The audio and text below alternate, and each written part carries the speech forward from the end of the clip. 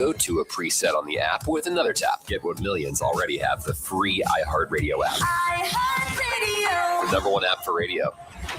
From the Anajar and Levine Accident Attorneys Studios. Have you been in an accident? Call Anajar and Levine Accident Attorneys at 1-800-747-FREE. That's 1-800-747-3733. Real Radio 92.1 is WZZR West Palm Beach, an iHeartRadio station. Make us the #1 preset on your car radio and on the free new and improved iHeartRadio app. Listen for all your music, radio, and podcasts. Free never sounded so good. 1, 2. 2, 1, 2.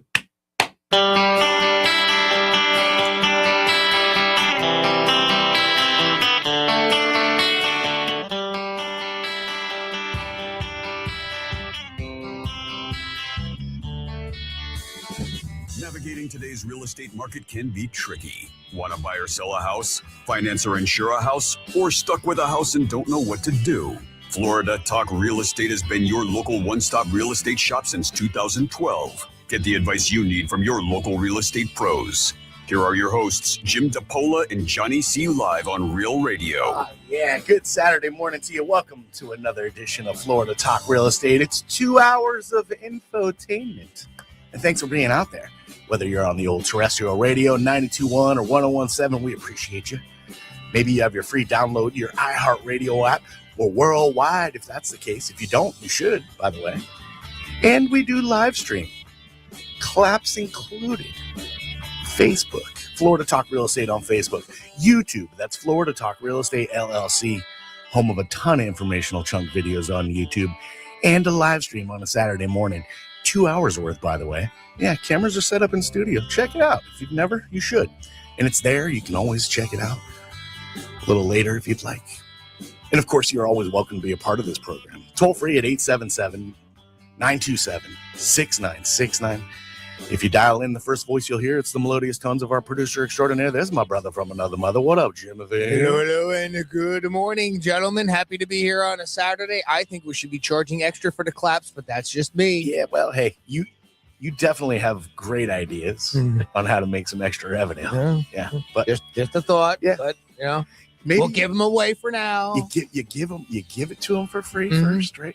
And then once they're hooked, then we start charging. Want to throw up your U over there, my man? Right. Yeah, I know you do. It's all about the U. I know you want to get some of that in there. Nice to see you as always. Yeah, good to see you as well, Johnny. Johnny C, that's me, your old buddy, your old pal. Here's your very important people, the most important people on a Saturday. Like Mike Rauch, the mortgage guy from the mortgage firm. What's up, my dude? How are you? Good morning.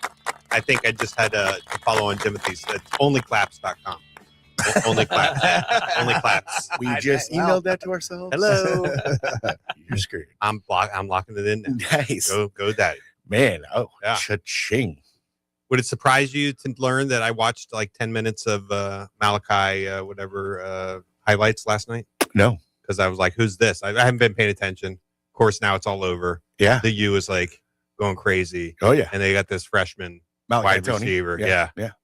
Pretty amazing. Yeah, he's electric. He's legit. He can get loose for sure. I mean he's freshman. Yeah, college. You never know how things are going to shake out, but he appears to have some it. Yeah, some it. Mm-hmm. Got the it. A little bit of it. A little bit. Yeah.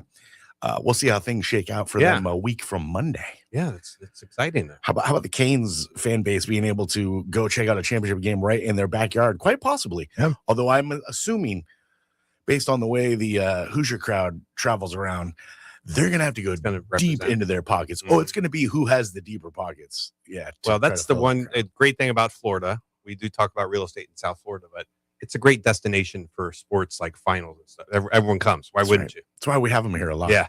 It's pretty ideal. Let's say hi to, especially in the middle of winter. I mean, it's great that way. Yeah, even more so, better, right? Yeah, if it was August, you'd be like, can we do this somewhere else? This kind of sucks here, actually. Our fearless leader, what did we say? Is it better to say 14? I'm sticking with the 14. We're in year 14. I don't like 13. We're going to 13 plus? 13 plus. I don't know what sounds better. We told you he runs a top producing Keller Williams team. It's the Florida Home Pros team. Keller Williams, the innovations. There's Jimmy D. That was hard for me to get out, by the way. Keller Williams Innovations. I don't know what you've only been saying it for a bunch of years. Yeah, and it's never really tripped me up. Well, it did right now. Can I finish saying hi, Jimmy D? There's Jim DePola. Hi, B. Go ahead. Sorry, I was thinking that I messed up your joke when you said to me, should we say 13 or 14? I should have said 220, 221, whatever it takes. Whatever it takes. That's what I should have said. I loved that movie when I was younger. I watched that movie a bunch of times. So, Mr. Mom. Mr. Mom. Michael Keaton. Yeah, I know the movie. So Michael Keaton's, he's home and he's got the contractor over and they're putting in new electric for like the washer and dryer. Okay. Or they're talking about it. He's like, you put 220? He's like 220, 221, whatever it takes. He has no idea what. He has no idea. Oh, what are you going 220? This is the appliance guy? No, this is the owner trying to be macho to the electrician. Oh, I got it. He's he goes, are you using 220? And then the Michael Keaton goes 220, 221, whatever it takes. Okay. All right. I'll have to rewatch that. I haven't seen that movie. I know it came out when I was young. Oh man, and I'm sure I haven't seen it since. That's got to be early 80s. Early 80s. 84 maybe, right? Mm-hmm. I don't know. You'd have to look that up, Timothy. But yeah, that's classic. I wonder how it holds up though. I don't know how long it's been since I've seen that. I actually saw a little bit of it like 3 years ago on like Netflix or Freebie or Tubi or whatever one of those things are, and the video looks pretty washed out. You know what I mean? Because the quality of the video back then. Yeah. What was the movie? Mr. Mom. Mr. Mom. And then the other movie that was kind of like that I always laugh because this is remember Gung Ho?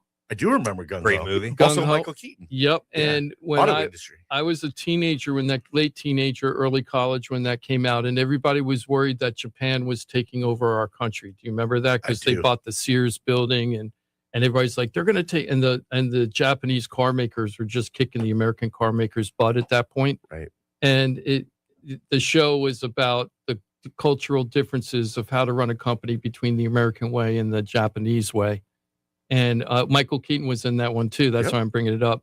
But with that one, it was just so funny because that movie was all about, it was a comedy, but it was all about the fears of Japan taking us over. It's like, yeah, that really happened really well. Right. It was a good wake-up call to the American workforce too. I remember one scene in there, they're like underneath the car doing spot welds, and the American, union guy is like just kind of haphazardly throwing spot welds on the undercarriage of the car, and the Japanese manager's like, no, he's like, here.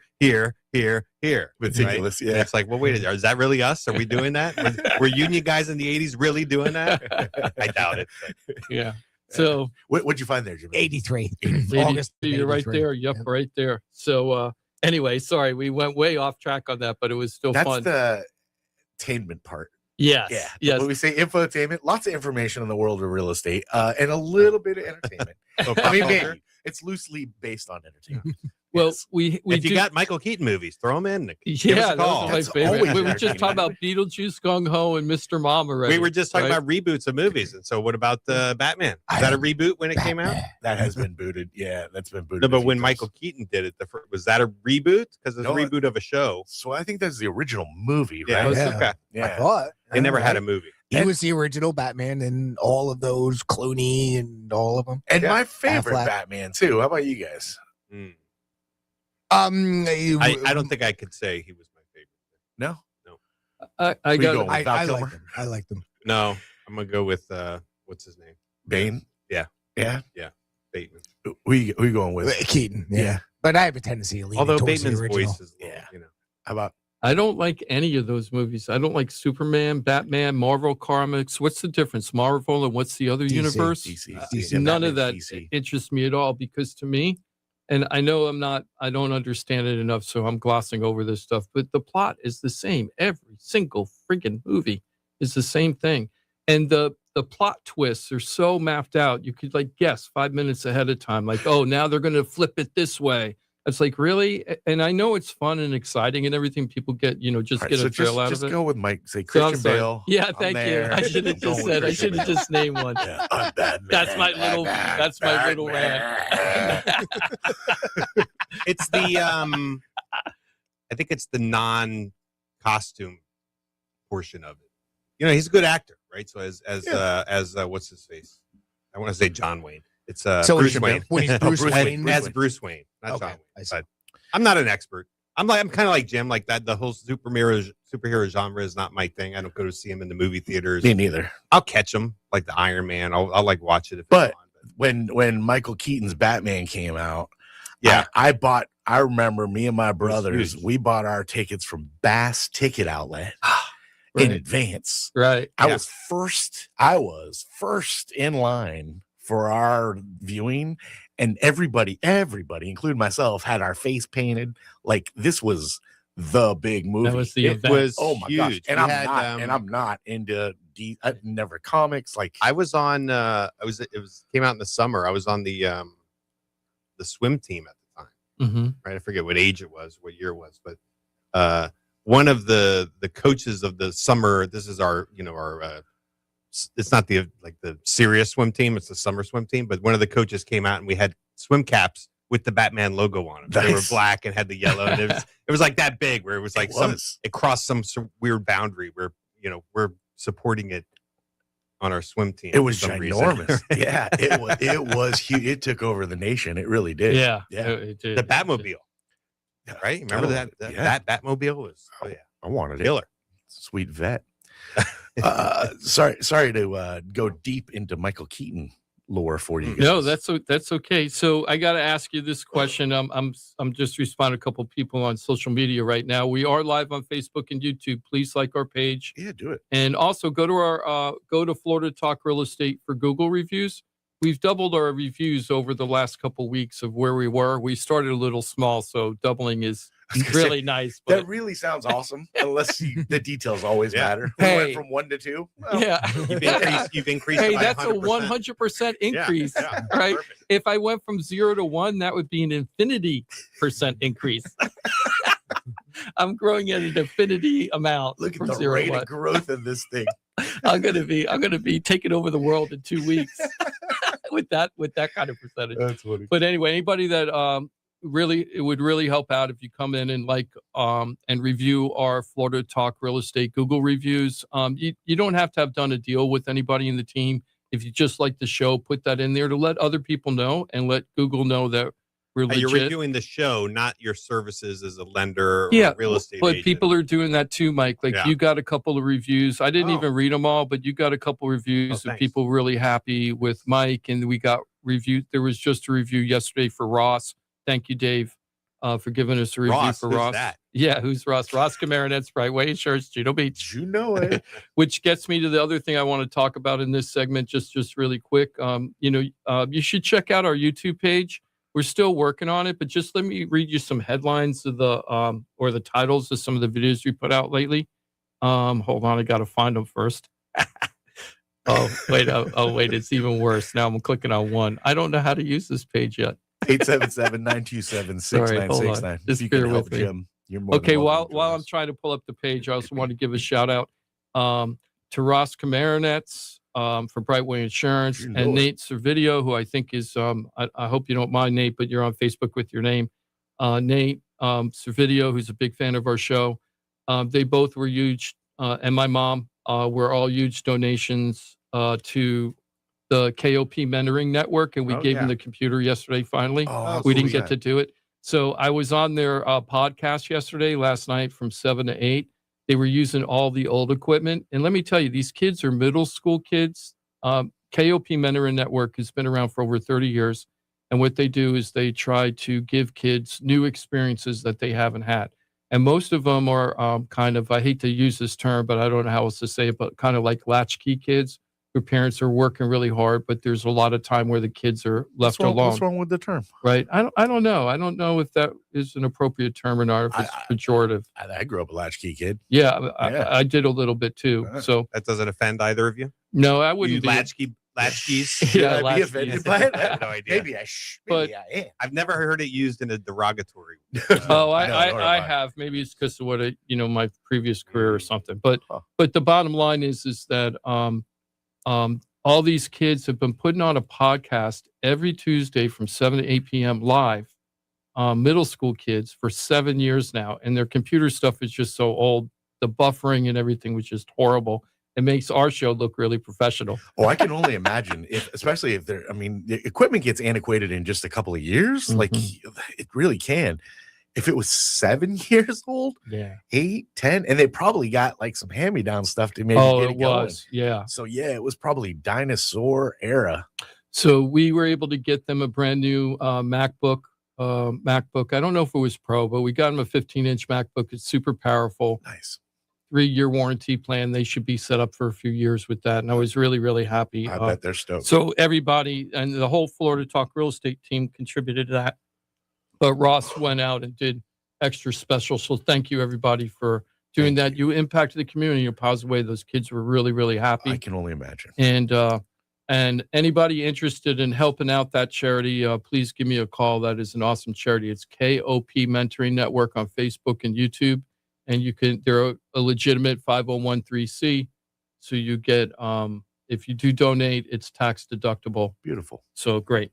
Okay, now getting back to the videos, I just wanted to read some of the headlines from these. So Citizens Insurance, the only choice. Here's some good news. So we were talking a little bit about what Ross had explained about good news with Citizens Insurance. We had Citizens Insurance depopulation. This is where Johnny talked about when he got depopped, right?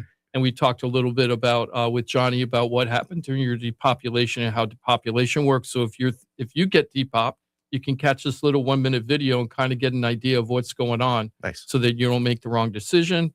Hot Ross predicted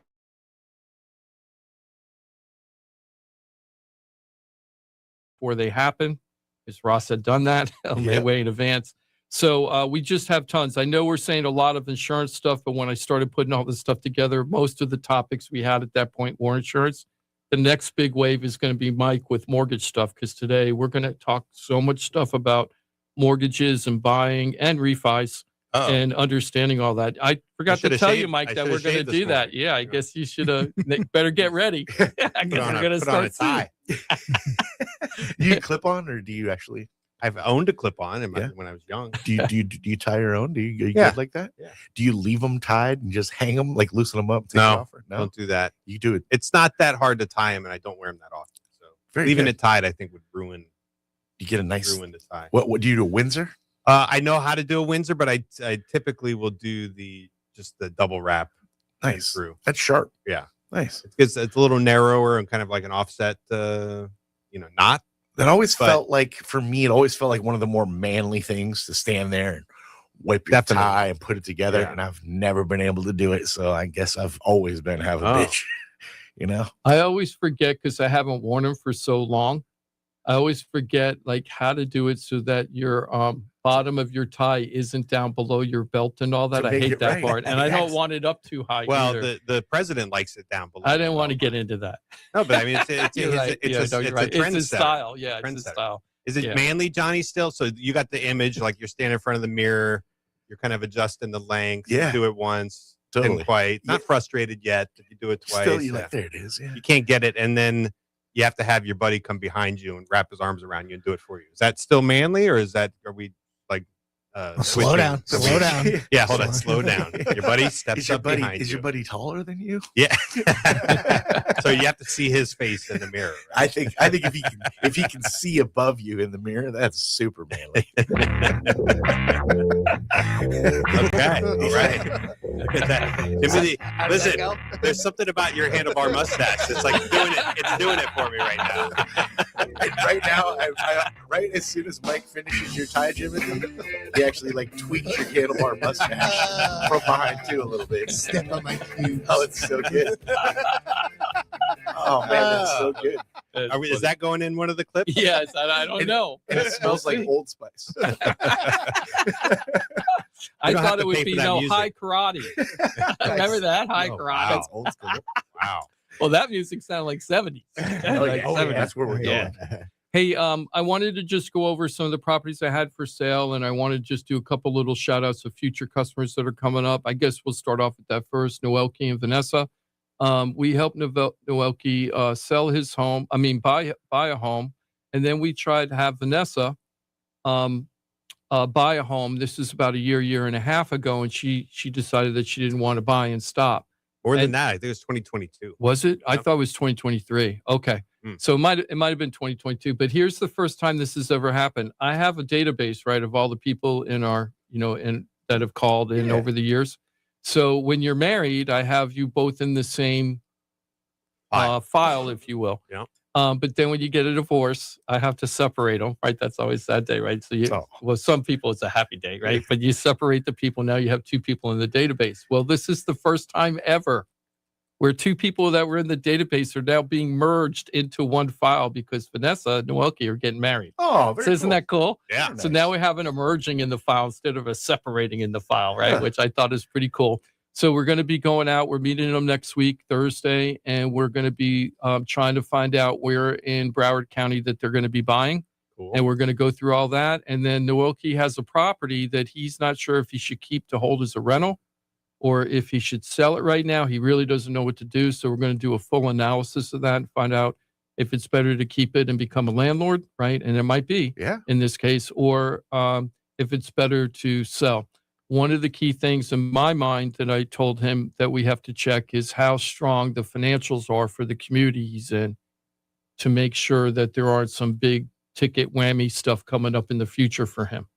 That makes me happy. Good for Noelke. I know Noelke. Yeah, that's true. So I'm really happy for them. So we're going to be going out, meeting them next week. Mike will be working on the mortgage. I'm sure we'll probably be using Ross for the insurance. Oh, yeah. And we won't probably be using Trident Title because we're in Broward. So we're going to make this buyer, we're going to make the seller pay those, the title and pick the title. So we're going to do that. Excellent. Broward, seller picks title.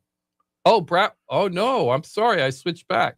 We might be using Trident. Trident's back in the game. Yeah, Trident's back in. It's Broward and Dade where the buyer chooses title. Yes, so that's always funny. It's customary. I don't know what I was saying. I had a brain fart on that. We actually have a sheet that explains when should you pick title, and explains that Palm Beach County, St. Lucie County, the seller traditionally picks the title, and Broward, Dade Broward and Dade normally, and Martin is buyer, right? And so every county is a little different. Sometimes you say traditionally, so it's not like that's another thing that people don't get. A lot of realtors either don't know this or just, I don't know. Let's just say they don't know it. So here's how it works. Each county traditionally has their own customary way of who picks the title company and then for the closing. So it's just customary, though. It's not like it's not a regulation in the county, so it's negotiable, and a lot of people don't know that. Now, the important reason why we're even talking about picking title, when you pick the title company to close, whoever picks the title company has to pay certain parts extra for the title, like the title insurance and the title searches. Although that date it could be a little different than that. Usually, there's one kind of like big ticket item which it's called the owner's title policy. So it's an insurance policy against clouds on title. So back in time protects your ability to own the home. And that's a percentage based on the purchase price of the home. It's non-negotiable. That fee is non-negotiable because that's an insurance bill, right? So you're not negotiating with the insurance company for that. Yeah.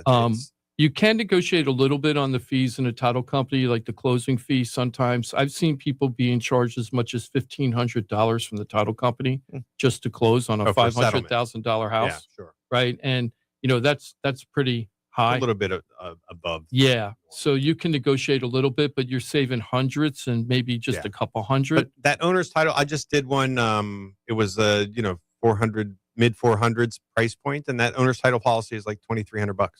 So choosing who chooses title is a $2,300 decision in that case. On a $500,000 home, in my head, what I tell people is the title costs. Whoever picks the title, they're going to pay an extra. And when I say extra, somebody has to pay this cost, right? So whoever picks pays for it, but they're going to pay for the title insurance and usually the searches related to the title insurance to clear it. And on a $500,000 house, I usually say that's like $3,500 roughly. All of it is like $3,500. Even on the 400 with the 23 plus the searches, you're probably up to 27, something like that. Yeah. So it's thousands of dollars for people, and the more expensive the house, the more the insurance costs. Right. The searches are the same. That's flat, but the higher insurance, higher cost. So picking title is really important. So Noelke, because he's in Broward is going to traditionally, the sellers are expecting the buyer to pick the title. But if we start negotiating and we feel like we're not getting the price we want, but we still want to buy the house, we might say to the seller, we'll take your deal, but we want you to pay for the title costs. And that'll save them, maybe a point on the loan. On the purchase price. Yeah, part of the negotiating tactic. Mm-hmm. Yeah, awesome. So congratulations to them. My first merger. Yeah, right. Cool. So very happy about that. I also have some people that are going to, looks like Lisa Fearon, who I'm sorry, don't usually use last names. You're using last names today. Lisa and Kevin. We helped sell their house, and then they moved up to North Central Florida, and they're really happy up there. And now their kids are thinking of buying an investment property. The daughter and the son, they're already with Mike. They got approved for the loan. I'm going to be looking at possibly some new construction for them, but we're going to be looking at other possibilities because eventually they want to use this as a full-time rental. Nice. So we're going to find out what's best for them. And I also wanted to thank Dane. Dane has been a customer from us years ago. We helped sell a townhome, and now I'm going to help sell the townhome right around the corner. He's a very famous comedian too, right? No, I wish. That's right? Not that Dane? Dane Cook. Okay. Yeah, No. but Dane is going to be, he's another really good example. Dane needs to sell his property because he has to deal with some big issues for his parents. And his parents own a big, gigantic home. It's probably worth a lot for the land, but he wants to make sure that they're financially secure and that they have access to the money if they need it. And he's not sure what to do. It's like, should I sell it? Should I cash out, refi it? We talked about reverse mortgage with him, Mike, which I'm going to get him over to talk to you. So he has so many different options. Yep. I even figured out a way that if he wanted to, he could partner with an investor to tear down the home. And then he's in one of those neighborhoods where they're tearing down the homes, buying the land for like $800,000, $1 million, and tearing down the home and putting a $4 or $5 million property on it. So this house has been there forever. So the land is very valuable, the house not so much. So we're going to figure all that out for him, and then we're going to sell the townhome in the process so that he can get on the way he wants to go. Nice, cool. And that's what makes us a little different because we have all the resources there. I could talk about, on a superficial level, options like reverse mortgages or cash out refis and things like that. That's more than superficial. You have enough of a knowledge that you know enough to say, hey, look, this may be a good idea for you. And also, I got a good guy you can talk to get the real deep information. That's if you want the real information, you got to go to Mike. And I told him that already on the phone. So anyway, I'm really looking forward to meet with him next week, and we're going to get that going and get that townhome. So I'm going to have a really nice townhome available in the north part of the county soon. It's going to be priced really nice. I already saw the comps and everything. It looks like we're going to be right in the bread basket. Is that what it is? Right in the bread basket. I was going to say bread zone. Bread basket? Yeah, like right in the bread basket. Zone? Yeah, the strike zone. Let's say that. Right in the strike zone. It's going to be priced perfectly. I expect that property to go at a pretty decent chunk. Excellent. Just want to wrap up this segment, if you don't mind, Jimmy. We're going to wrap up with just a couple of houses I have for sale. We still have got the Colonnades property for sale. That's the house on South Hutchinson Island in Fort Pierce. It's a 2-bedroom, 2-bath condo in the Colonnades. That whole area, we talked about this a lot before, is a great entertaining area. If you want an inexpensive lifestyle to live the Florida lifestyle, and you want a place that you could just come down here and stay for a few months and go away, the cost for this house to carry this condo are very, very cheap. And it's only $195,000 for a 2-bedroom, 2-bath condo where you're surrounded by water everywhere and tons of restaurants and great entertainment lifestyle, especially if you're older. I don't know if that's the greatest place for the youngest people, Johnny, but if you're like retirement or near retirement age, I think that's a really great area because if you're younger, but maybe an old soul. Yeah. Yes. Well, so Colonnades used to be 55 plus. Yeah. Is it still? Yes. So, but surrounding there too, a lot of the people living surrounded there are older. It seems like it isn't a bunch of young people. That when I say there's an entertainment district, you're not seeing a wet t-shirt contests and young girls in bikinis? Not typically. No, that's not. That has not ever really been. That I've visited that island every summer since I was like 6. Yeah. It's never been that way. No, that's what I'm saying. Yeah. No, it isn't that kind of Florida lifestyle, no. but it's like the nice. I live on the water. I'm surrounded by water. I'm watching boats and fishing and all that. And when you walk into the bars, there's a lot of Ernest Hemingway looking guys. Doesn't mean they don't have a good time on South Beach. Party. Yeah, they party. It's the no t-shirt. Yeah, contest. It's just not as. I got to update my checklist. So when people are looking at homes and they're like bedrooms, bathrooms, entertainment district, wet t-shirt contest, like whether I need that. Does I have to check that box? Right? We're talking about checking boxes. So. Yeah. So and I refer to it as South Beach, and I know people are thinking like Miami, right? Yeah. No, it's South Hutchinson, and they have North Hutchinson Island, and we've always just referred to it as South Beach. So it's not Miami, it's Fort Pierce. Yeah. I remember when I first went to Hutchinson Island in the late 1990s. That's the first time I went up there, and I remember those oceanfront homes in the North End. They were selling for like $550,000. They were like 3-story homes right on the ocean. Right, it was just gorgeous for $500,000 back then. It was like crazy. That is crazy. But so Colonnades is a really great, inexpensive 55 and over condo to go for. $195,000, ready to go, turnkey. We've got also another 55 and over, kind of a different experience. This is 64 Canterbury. This is in Century Village. This is a 2-bedroom, 1.5 bath unit. It's ready to go. It's clean, ready to go, ready to move in. We have it listed at only $149,000. So this is in the heart of West Palm Beach, just a couple miles west of the Kravis Center and City Place. I don't even know if they call it City Place anymore. What do they call City Place? Rosemary Square. No, they changed that again. That too. The Square. The Square. I'm going to call it City Place. Anyway, so It's sorry. forever City Place. Sorry, Mr. Ross. What is it again? 64 Canterbury. Canterbury. It's like the championship game a week from Monday down at Joe Robbie Stadium. Yeah, Joe Robbie Stadium, exactly. So, but anyway, this is a different type of lifestyle because what this is really 55 and over centric. This community is gigantic. It's got a bunch of different buildings and community associations with the Master Association. I think there's over 6,000 units here. But it's got a multi-million dollar entertainment theater and center there.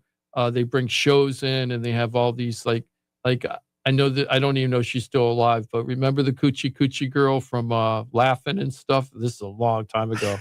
Do you remember Coochie Coochie? I know the show Laughing. Hispanic. She's Hispanic woman, played a guitar. Yeah, I'm trying to remember her name. I can't remember her name. Was it Zaza? No, but people like that era, they come and perform at they come here and perform for the people, and people pay $1 to go see them. It's the girl from Ipanema. Yeah, something like that, right? So I like that song. I got it in my playlist. It's a good song. Great song. Yeah. Classic. So Charo. Wait, it's on your Charo. You're talking about Thank you, Charo. Charo. Thank Coochie you. Coochie. Oh my Coochie God. Dude, it Coochie. was killing me. I was like, who was that? It was killing me. Thank you, Jimmy. That was bothering me I don't know if too. you guys caught it. Jim just said that the girl from Ipanema is on his playlist. Wow. And then, so that is a very affordable 55 and over community. Now, with that one, you're paying a little bit more for the HOA. It's closer to $500 a month. But because of all the amenities you got heated Olympic-sized swimming pool and all, you have all these activities and shows and all this stuff going on over there. So you're paying a little bit more in your HOA fee, but $149,000 for a place to stay in Palm Beach County is pretty good. Yeah. Now, the last one is one of my favorites, and this is 280 Bella Vista in Jupiter Beach. We haven't sold it yet because there have been a lot of requests to see this property, but because it's booked so much as an Airbnb, I can't get people in. So I had somebody show it yesterday, and somebody's coming over at 10 o'clock while we're on the show to go see it again. Another person coming to see it. This is a very high functioning Airbnb. Very good. And you know what I found out, Johnny, since I talked about this last week? So this Airbnb is a 3-bedroom, 3.5 bath townhome that is 3 football fields from the toes in the sand. Nice. And you're surrounded by tons and tons of really, really nice restaurants and an entertainment district. And you've got the Jupiter Beach Resort Spa that you can go to. And you could go to the Jupiter Beach Dunes Golf Club, which is a public one, so you don't have to be part of the community. you're just in that area. You can go to all this stuff. You can walk to the Carlin Beach Park and the Jupiter Beach Park, all walking distance from this place. It's awesome, right? Very close to Ross's office, probably. Yes, Yeah. pretty close. About a mile and a half north of where he's at. You can go Now- stalk Ross. Yeah, exactly. Well, here's the thing. The owner's pulling in about $50,000 a year, 45 to 50,000 for the last 3 years as an Airbnb, but she didn't really want to be an Airbnb-er. Kind of just happened to her. So the last person that came yesterday, she's been around for 30 years in this community, and she said this unit should be getting $90,000 a year if it was run in Like a an different Airbnb, way. yeah. And so here's the unique opportunity. If that realtor is correct and you were getting $90,000 a year, it costs about $37,000. Well, let's round it off. It costs about $40,000 to pay for taxes, insurance, HOA, and your utilities, right? So $40,000 a year. So you'd be making passive income, $50,000 a year. You're going to have a mortgage on it. Well, assuming you bought it, this is called cash on cash ratio. Oh, So let's say you bought $795 cash and you were making, let's say, 90. Yeah. That's over a 10% cash on cash return, which is Okay. excellent. So there's a lot of cash buyers, Mike, that would prefer just to do it cash, and they're making a 10% return on their money. That's how they look at it, as opposed to having the mortgage debt service. And then, so it's just a way to bank your money and get a little higher return than you're getting in the bank account. I know that you could do with stocks and stuff and do pretty well, but not all the time. A lot of them are getting like 5% return, right? So this, you can definitely get 8 to 10% return on this if you wanted to do it. yeah, and maybe it's a good opportunity. So there are loans out there for this type of property that you can use, especially if there's an existing short-term rental history on it. 3 you can, years You can with use that. spreadsheets. Yeah, and so a lot of times when you're buying investment properties and you're using a type of loan called DSCR, which is debt service coverage ratio. So I don't know if I should explain.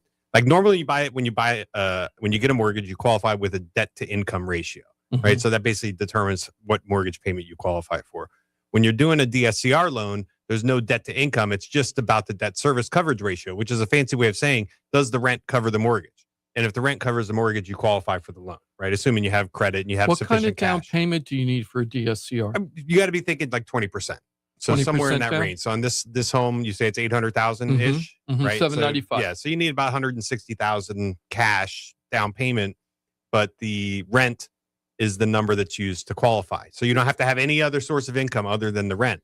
And the short term or the Airbnb rental income can be used for certain types of DSCR loans. Usually you'd want like a year long, like what's the 12-month rental? But if it's an obvious short-term rental property and there's a history of doing it, it's easy to use that income to qualify. So that's like ideal for multi-units, right? I mean, that Oh, type yeah. of- those, and you can do Johnny, I can do those up to like normally it's like a 4-unit property. You can do it sometimes up to like 10 units on that style of property. Actually, we're going to get into that, Johnny, and just after the break. What we're going to do after the break is we're going to do a deep dive into mortgages, refis, what's going to happen with the interest rates as it's coming up through 2026, because we're at the beginning of the year. Like, what the heck is going to happen this year? We're going to talk about the national comments. Mike's going to give us like a really in-depth primer of all things mortgage, the mortgage world. Nice. And how it impacts you as a consumer. We're not just going to talk about what's happening in the market. We want to hone down, how does this affect you? If you're thinking about buying, if you're thinking about refining,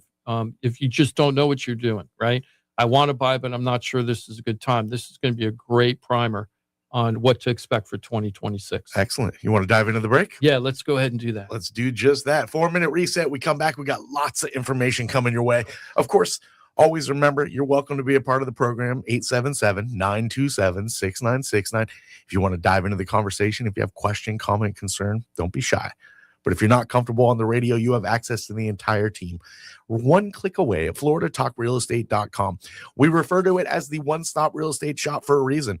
Access to pros, experts in their field, and they work cohesively together. So when you're looking to buy a home, sell a home, you're stuck with your home, you don't know what to do, turn to the pros, FloridaTalkRealEstate.com, on Facebook, on YouTube. Consume away and share, because you can change lives, including your very own, with the pros of FloridaTalkRealEstate.com. We're back in 4 minutes. Thanks for being with us every Saturday right here on Real Radio. Got something to say? Text us at 47142. Start your message with Real Radio. Standard data and message rates apply, and don't text while driving. Here's the latest with weather on Real Radio. I'm CBS 12 meteorologist Charlotte Carl. Lots of sunshine in the forecast today. That is going to get your afternoon high temperatures into the lower 80s for this afternoon. That is a good bit above where we expect temperatures to be this time of year. We're also going to keep an isolated 10 to 20% chance in the forecast for an isolated coastal shower. This report is sponsored by Mothers Against Drunk Driving. For victims of drunk and drug driving, our grief is unique. But you are not alone. You always have a place at MAD. Call our 24-hour victim helpline at 877-MAD-HELP or visit mad.org. Hey, it's your boy Johnny C here, host of Florida Talk Real Estate. They're tops when it comes to helping people buy and sell houses. But Florida Talk Real Estate is so much more than that. For 5 years, I've watched these guys help thousands of our listeners with any real estate need. They couldn't do it without their sponsors, who are experts in their fields. Check it out. Jim DePola, powered by Keller Williams Realty. Their team specializes in helping people sell their house for top dollar, and buyers get great deals on the purchase of their home. That's what they did for me and my family, and I couldn't be happier that I hired them for my real estate transaction. Mike Rauch from the mortgage firm is one of our favorite guests on the show, and he is the mortgage guy. Whether you're looking for a refi or a mortgage to purchase a new home, Mike Rauch will get you the answers you need. The mortgage firm is licensed to do loans in Florida, Alabama, Tennessee, and Georgia, and they have local offices that cover all of South Florida. So if you're thinking about a refi or a new mortgage, go to the mortgage guy, Mike Rauch, and find out what he can do for you. The Mortgage Firm, Inc., NMLS 189233, Florida license MLD 78, equal housing lender. The law office of Paul A. Krasker has been specializing in real estate law for nearly 25 years and has the professional team you need.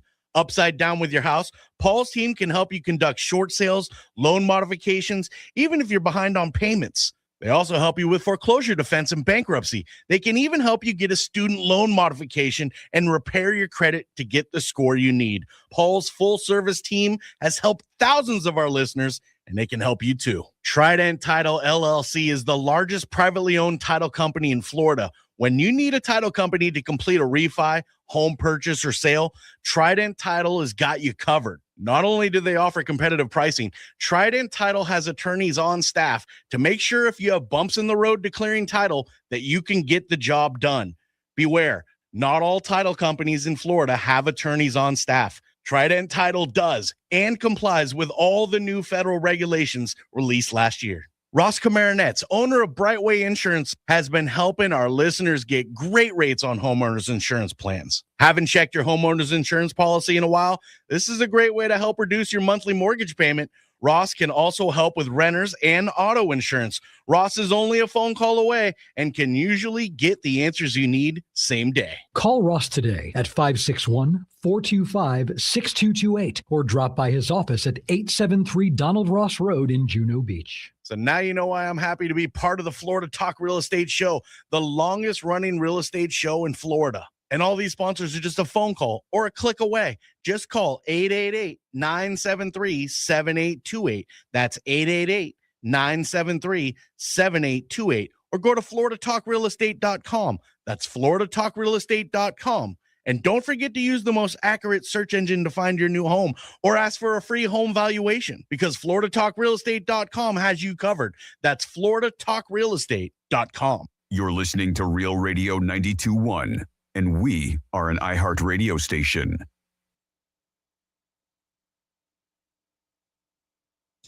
People watching anyway. Yeah. 1, 2. 1, 2. 1, 2.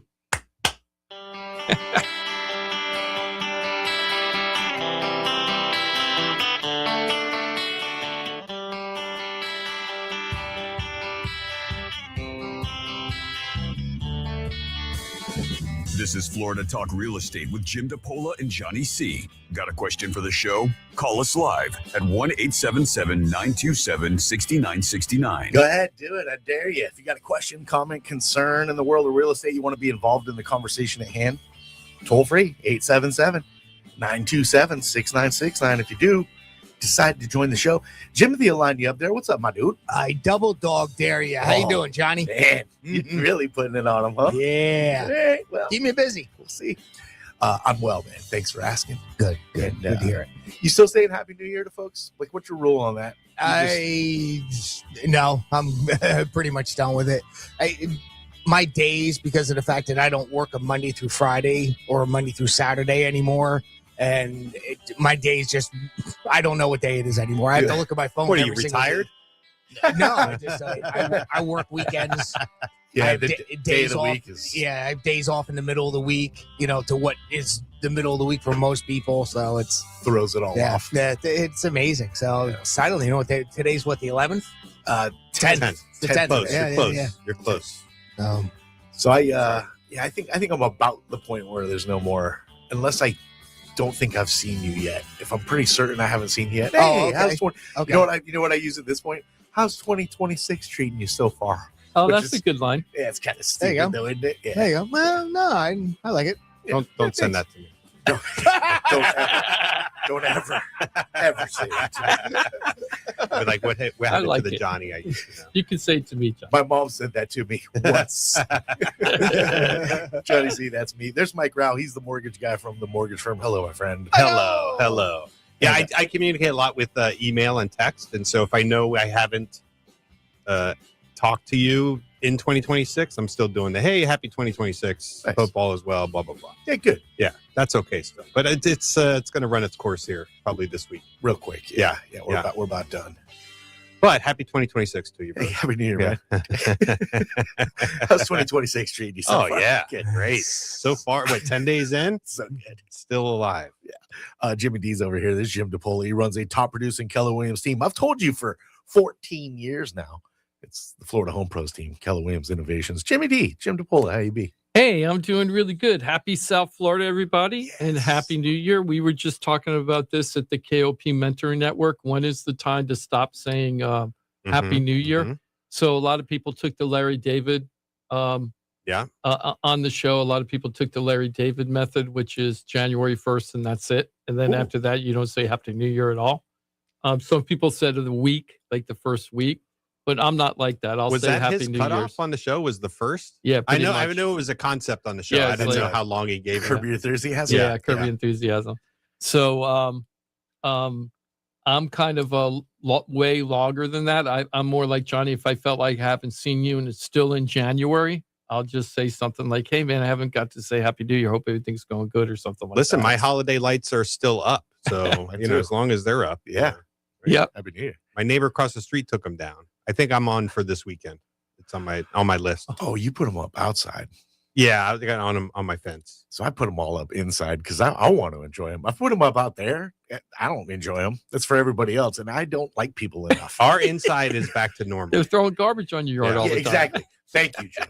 You understand. I ain't hooking none of those people up. Exactly. I pick your damn trash They up drive every into your day. pool. They hit your house and drive your pool. Every day. I You're go not pick spreading up- joy outside. It's No, for they your can eyes kiss only. The fattest part of my behind. Our inside is completely back to normal, and that's because I feel okay about that because Tiffany puts it up before Thanksgiving. So we've had them up now for 2 months. Yeah, it's good. Yeah. I'm not ready at all for it to come down. Yeah, exactly. It goes by so fast. I know. Yeah, it does. Hey, we got so much to talk about with mortgages today. I'm really excited about it. But let's go ahead and talk about Magali. Magali's a big time fan of our show on Facebook and YouTube, and that's where she always watches from almost every week. Nice. Her question is like when you buy a house and you have to set your escrow payment, how do they calculate how much money they need to take up front to start the escrow account?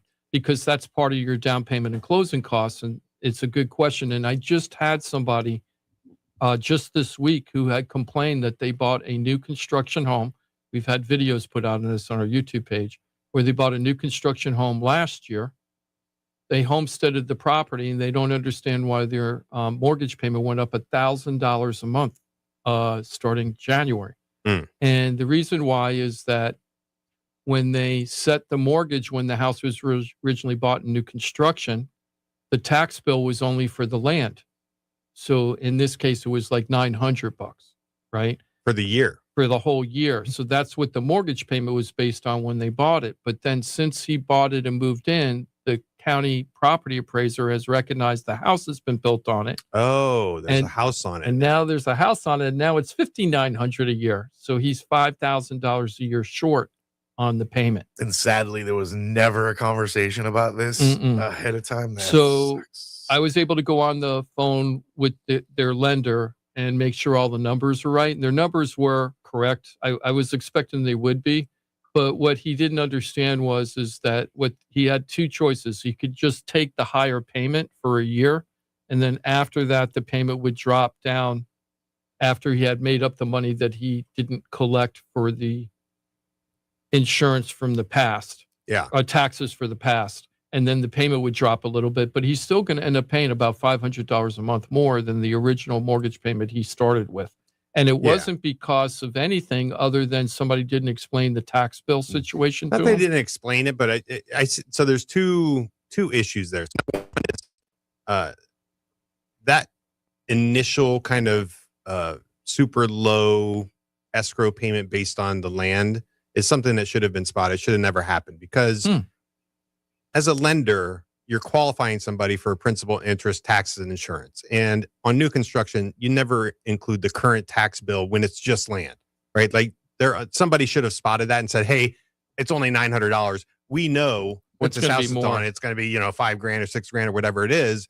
We're going to start collecting now based on what we anticipate the bill to be." So they should have done that. He shouldn't have got hit quite so hard with it, but maybe there was some reason. Maybe he had to get the lower payment in order to get his foot in the door, or maybe somebody decided, well, wait a second, you don't have to collect it. We can collect it on the first bill. You okay with that? You're going to get hit come next November of next year, whatever it is, but we can collect the lower payment for now.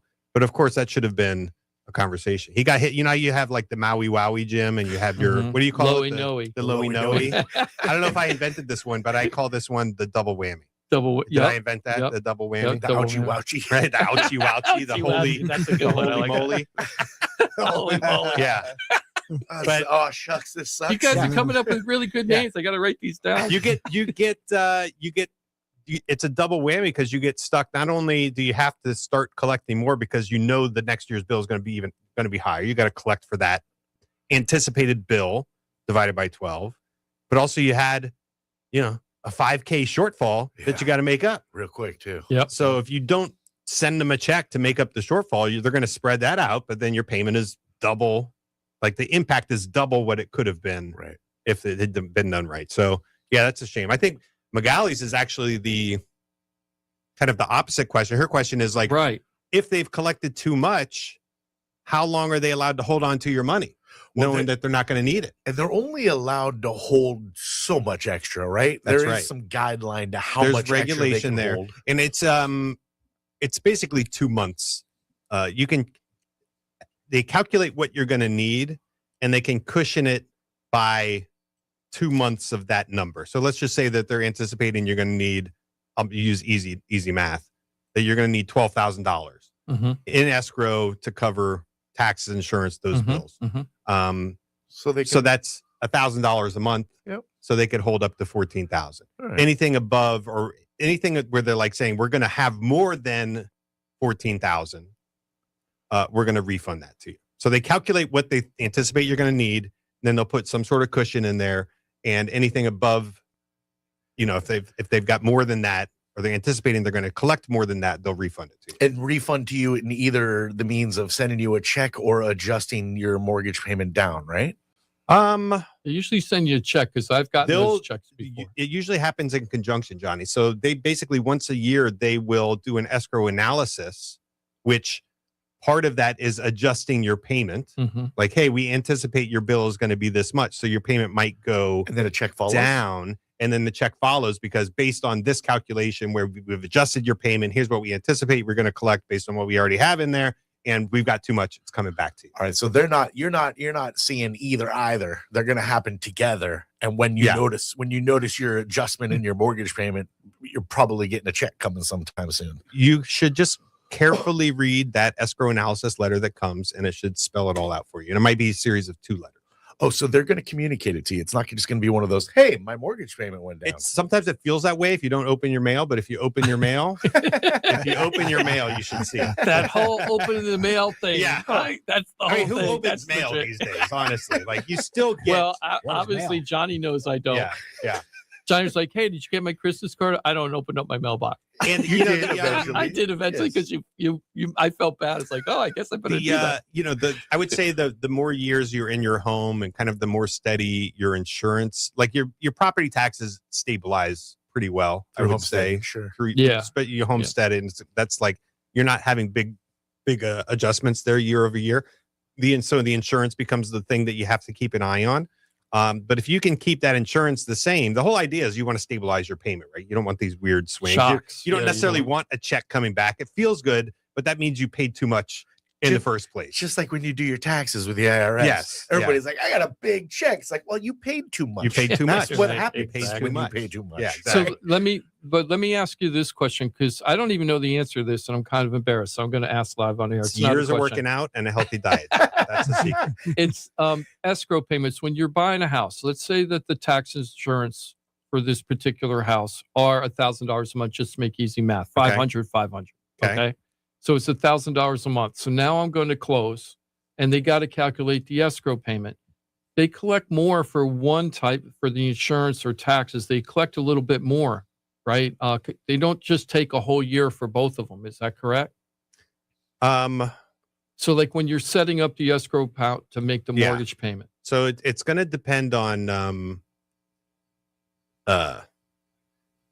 so let's put it like this, because it's hard to answer. So with your insurance, you're going to pay your first year insurance at closing, right? So you're always going to have the first year, the full premium collected at closing. Some people are confused about that because they're like, but aren't I paying every month with my escrow?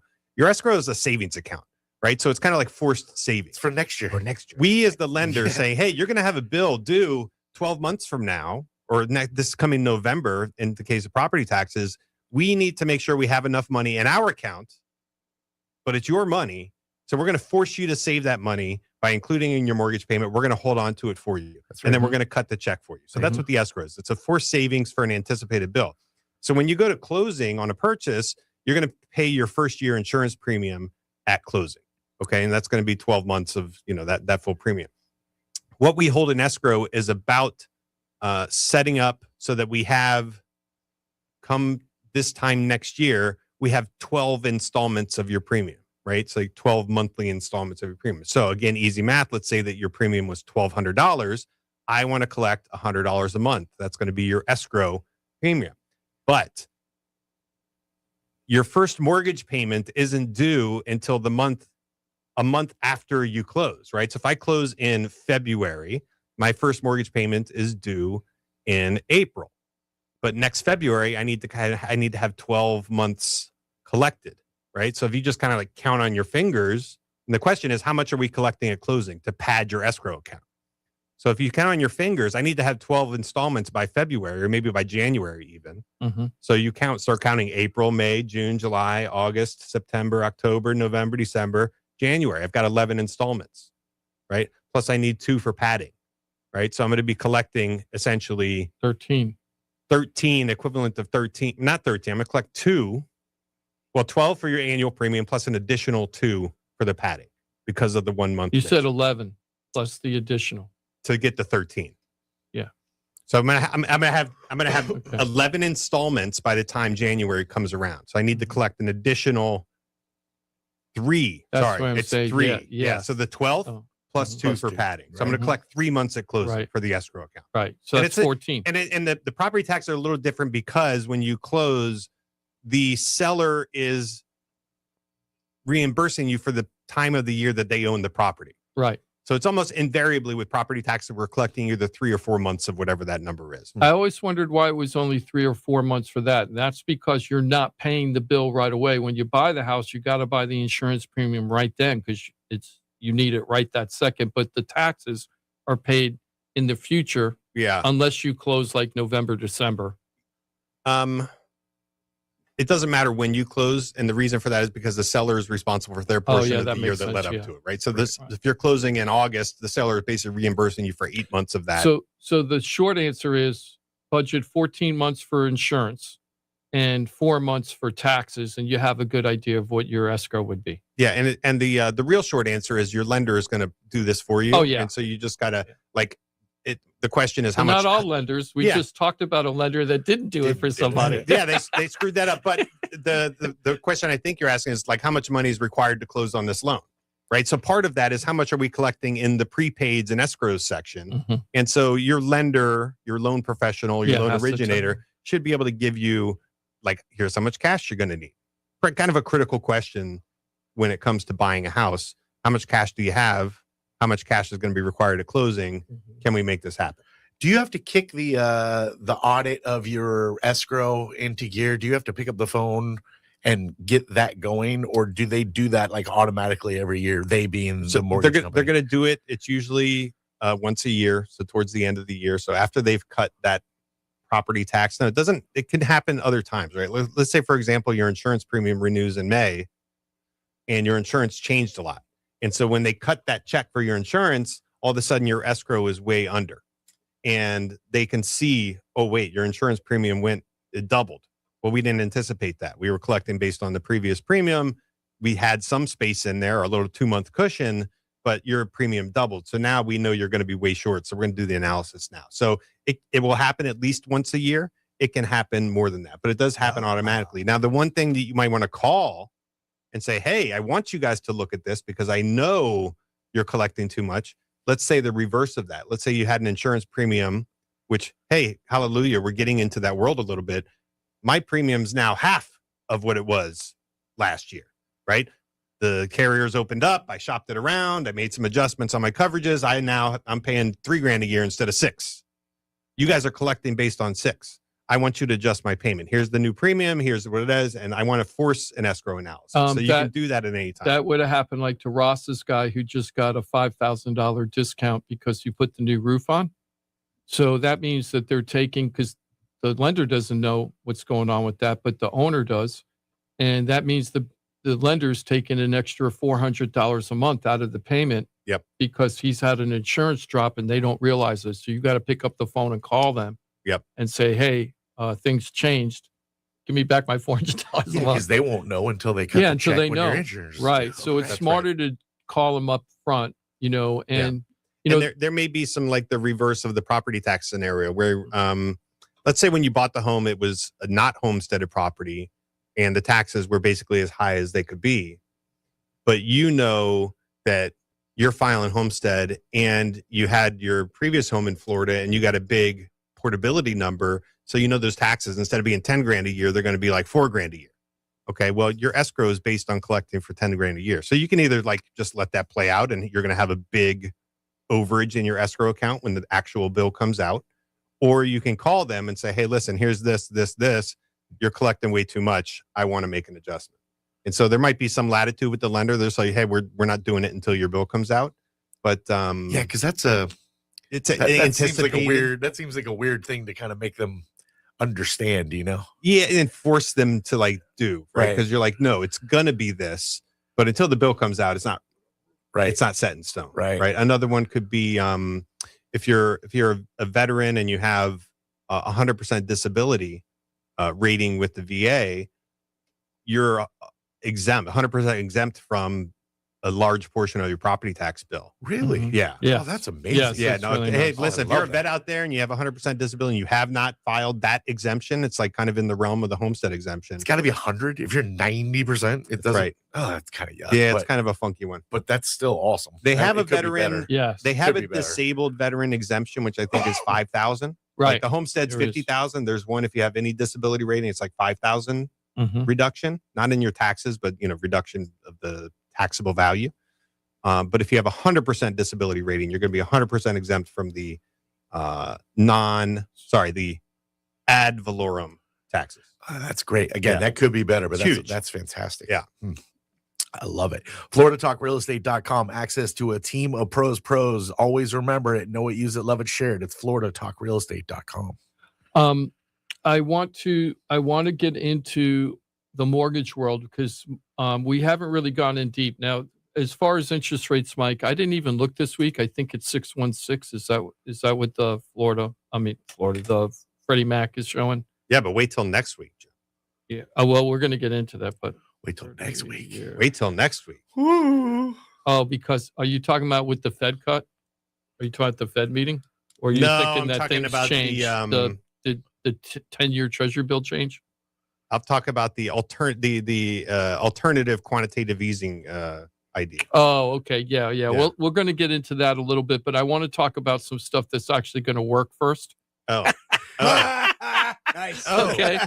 We're going to talk about some stuff that has real meaning because the stuff we're hearing about with the property, I'm just going to go quick and we will get into it. But so last Thursday was 617. Now it's 616. Yeah, we went down 0.01. So you saved about a tenth of a penny on your mortgage payment right now. It's fine. Okay, I want a refi. Is that a hay penny? Yeah. Get in line, buddy. we are going to get into like mortgage rates and stuff, but I wanted to talk about some changes that I keep reading happening. We haven't talked about it yet. So I wanted to ask you, they came out with some new caps, limits for FHA and Fannie Mae and Freddie Mac. Yes. Loan limits. Yes, and they increased them because they haven't increased them in so long that it was way out of whack. Oh, was it? Yeah, every year. They made it sound like it was out of whack what I was reading. But they did change everything, and of course it went up because our prices are still going up overall in general. So let's talk about those loan limits first, Mike, but then I also want to talk about how they rate your credit because they're even making changes to how they rate your credit score for financing for a home. Well, imagine they're trying to do anything to try to make it easier for people to buy a home, especially first-time buyers. So I'm hoping that's the path we're going to go down here. And we're talking about predominantly loans that are 3.5% down? No, FHA, which is 3.5% down, but also regular conforming loans. So they're anywhere from 3% up to. They had caps on if you put 20% down? Yeah, because then you turn into a jumbo loan. It could be a jumbo loan. That's right. The caps are that's like $750,000. Well, that's what we're going to get into today. So Mike, could you go over some of the caps and what they mean in the different loan products? Would you mind? No, I don't mind. Wait, are we doing it now or the break? Yeah, no, we're going to go right through. We're going to go right through the break. Is that okay? Sure, yeah. Cool. Yeah. You sure? Absolutely. Yep. I'd like to, if you don't mind. You okay? Oh, no, I'm good. Yeah, okay. Making sure. Nobody needs a potty break, right? The loan limits are basically, so if you're doing an FHA loan, you can only do, and we're talking about loan amount, not purchase price, okay? So the loan amount is capped at a certain number. Same thing with conventional loans. The max loan amount is capped. If you go over that, you switch into jumbo loan territory, okay? So maybe you want to know what the current caps are. So let's take FHA last year, 2025, for single family home in, let's call it, the bottom 3 counties, because it's a little bit different in Martin, a little bit different in St. Lucie. But the single family cap in 2025 for FHA was $654,350. So $654,000. Can I stop you real quick? Loan amount. Can I stop you real quick? I'm sorry. Yeah. The caps to the loan amount vary based on the county you live in? Yes. Because of the cost of living and what the houses cost. That is so weird to me. Well, we're in one of the, what I read is we're in a high cost area, kinda. So we get extra money for our median sales value, if you will. If you were in Kansas, in a small city in Kansas, you would not have the same rates that we have because the housing is like $250,000 lower. And if you're at like LA or say New York or Northern Virginia, Hawaii, even, those caps are higher. So it has to do with median sale price, income limits, basically overall. But just for example, Johnny, always been that way? Always. It has been, yeah. Interesting. And that can catch you out sometimes because you'll have somebody pre-approved and like maybe they're in Martin or maybe they're in St. Lucie, and then all those numbers are different, or maybe they're in Palm Beach and you don't think about it and they're doing FHA loan. So just as an example on say Palm Beach County versus St. Lucie County. So in 2025, Palm Beach County was $654. St. Lucie County was $596. So that's a big difference when you're buying a house. So if you're in St. Lucie, you can't buy as much home as you can in Palm Beach County, right? With these loan products that we're talking about. So what is the current value for Palm Beach County right now? 2026, and I don't have these memorized. I have for Fannie and Freddie. Well, I'm looking at FHA. Oh, right FHA. now. Okay, so let me go to FHA. So FHA, it was 654, and now it's 667. 667. So it's gone up slightly. Okay. Yep, 667 from 654. That's a 3.26%, a 3.3% increase. Okay, I don't know what the point is. Which is just a showing 3% increase. They keep up to it. Every year they make these adjustments. Yeah, you're right. Yeah, they haven't been like, oh no, FHA is like really lagging behind. Right? So they kind of bump it like 2-3% every year, essentially, or well, it depends on what's happening in the market. so it's all market based. So when it can we come had, down. I would say this: it's both market based. It's also how many loans do they want to insure? Right. So FHA basically says like, hey, do we want to get a bigger piece of the pie? We're going to increase our loan limits so that FHA is eligible for higher price loans. Right? So it has to do with that as well. I would think they would want to have the smallest slice of the pie as possible, would they not? So I mean, it's a business operation, so they have some sort of quota. Like, here's how many loans we want to write, right? Because they do. I don't know if it's a for profit. It's not for profit, but it is. They have an agenda to try to make homes affordable for middle income and lower income families. That's their goal.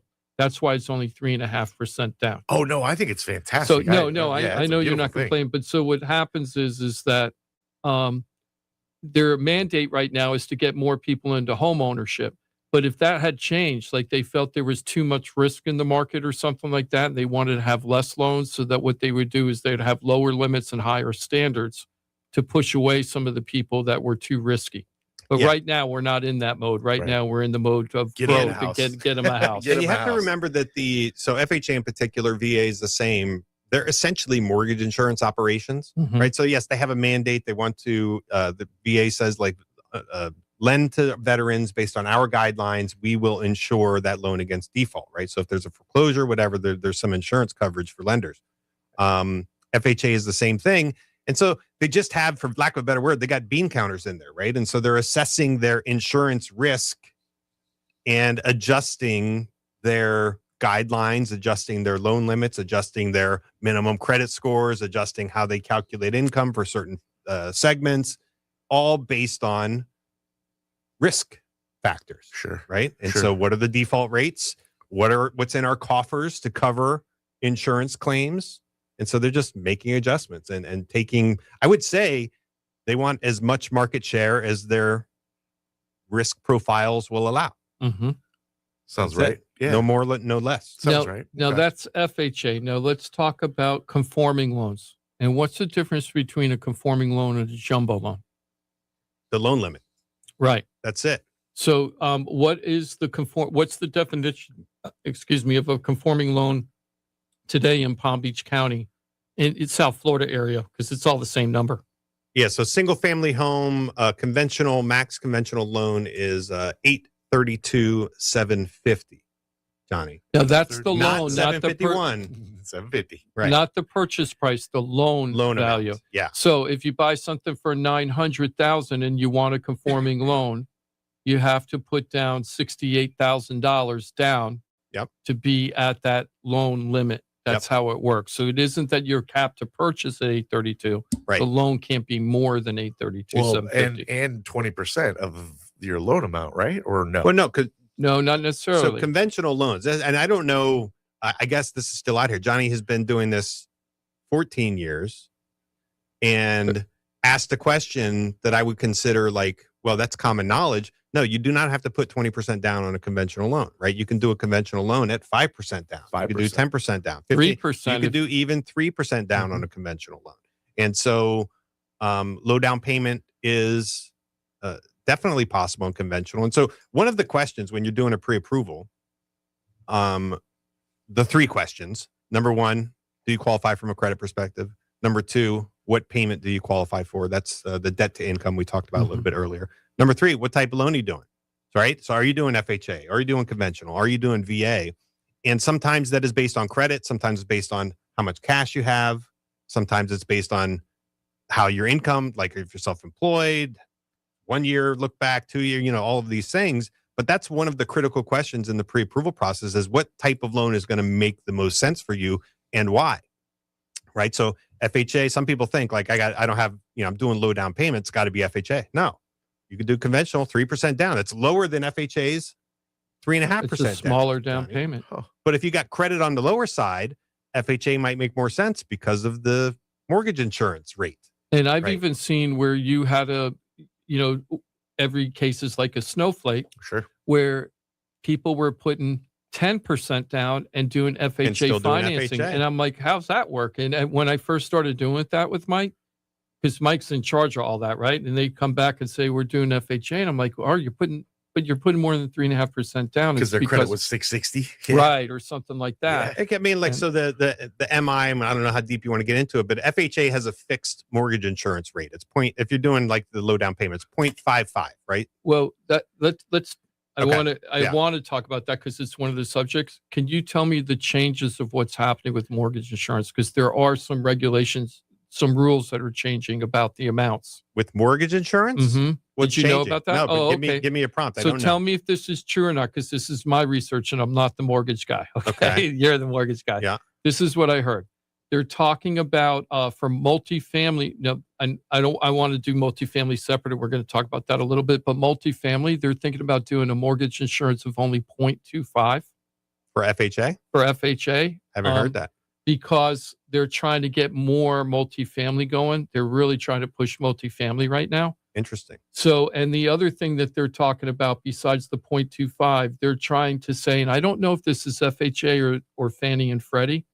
They're trying to create the bills out there. There's a bill number and everything attached to it. I don't think it voted on it yet, where they are going to say that once you have 22% equity in your house, no matter the type of loan you have, you can get rid of the PMI.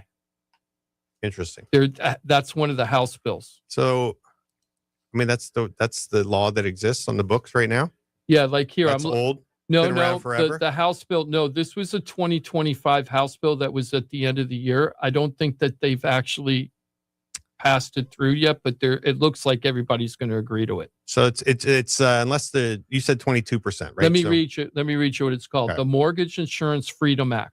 A significant legislative push emerged in late 2025, House Bill 5508, that aims to allow FHA borrowers to automatically cancel their annual mortgage insurance once they reach 78% loan to value. Okay.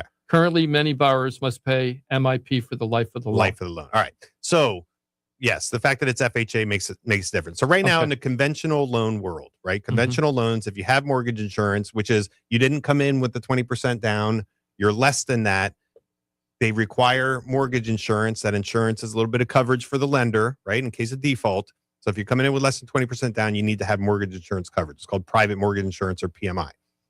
Once you achieve 20% equity or 80 loan to value, okay, your loan amount at the time compared to the value of the home, you can call your lender and say, hey, I want to cancel this. This is on conventional loans.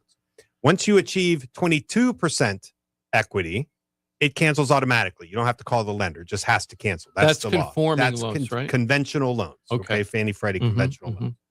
FHA is different. Right. Okay. FHA, the mortgage insurance, is for the life of the loan. Unless you're doing 10% or more down, then it cancels after 11 years. Right. So if you do an FHA loan with the traditional 3.5% down, you're going to have MI for the life of the loan, the full 30 years or until you refinance or until you sell, whatever. It never cancels. Okay. So sounds like what they're saying is, hey, why would you do FHA? Why are you going to have mortgage insurance coverage beyond the point where there's a risk factor that requires it? Right. So if your house is worth $200,000 and you only got an $80,000 loan. Yeah. Where's the risk for the lender? Like because you've got enough skin in the game. Right. So I like that.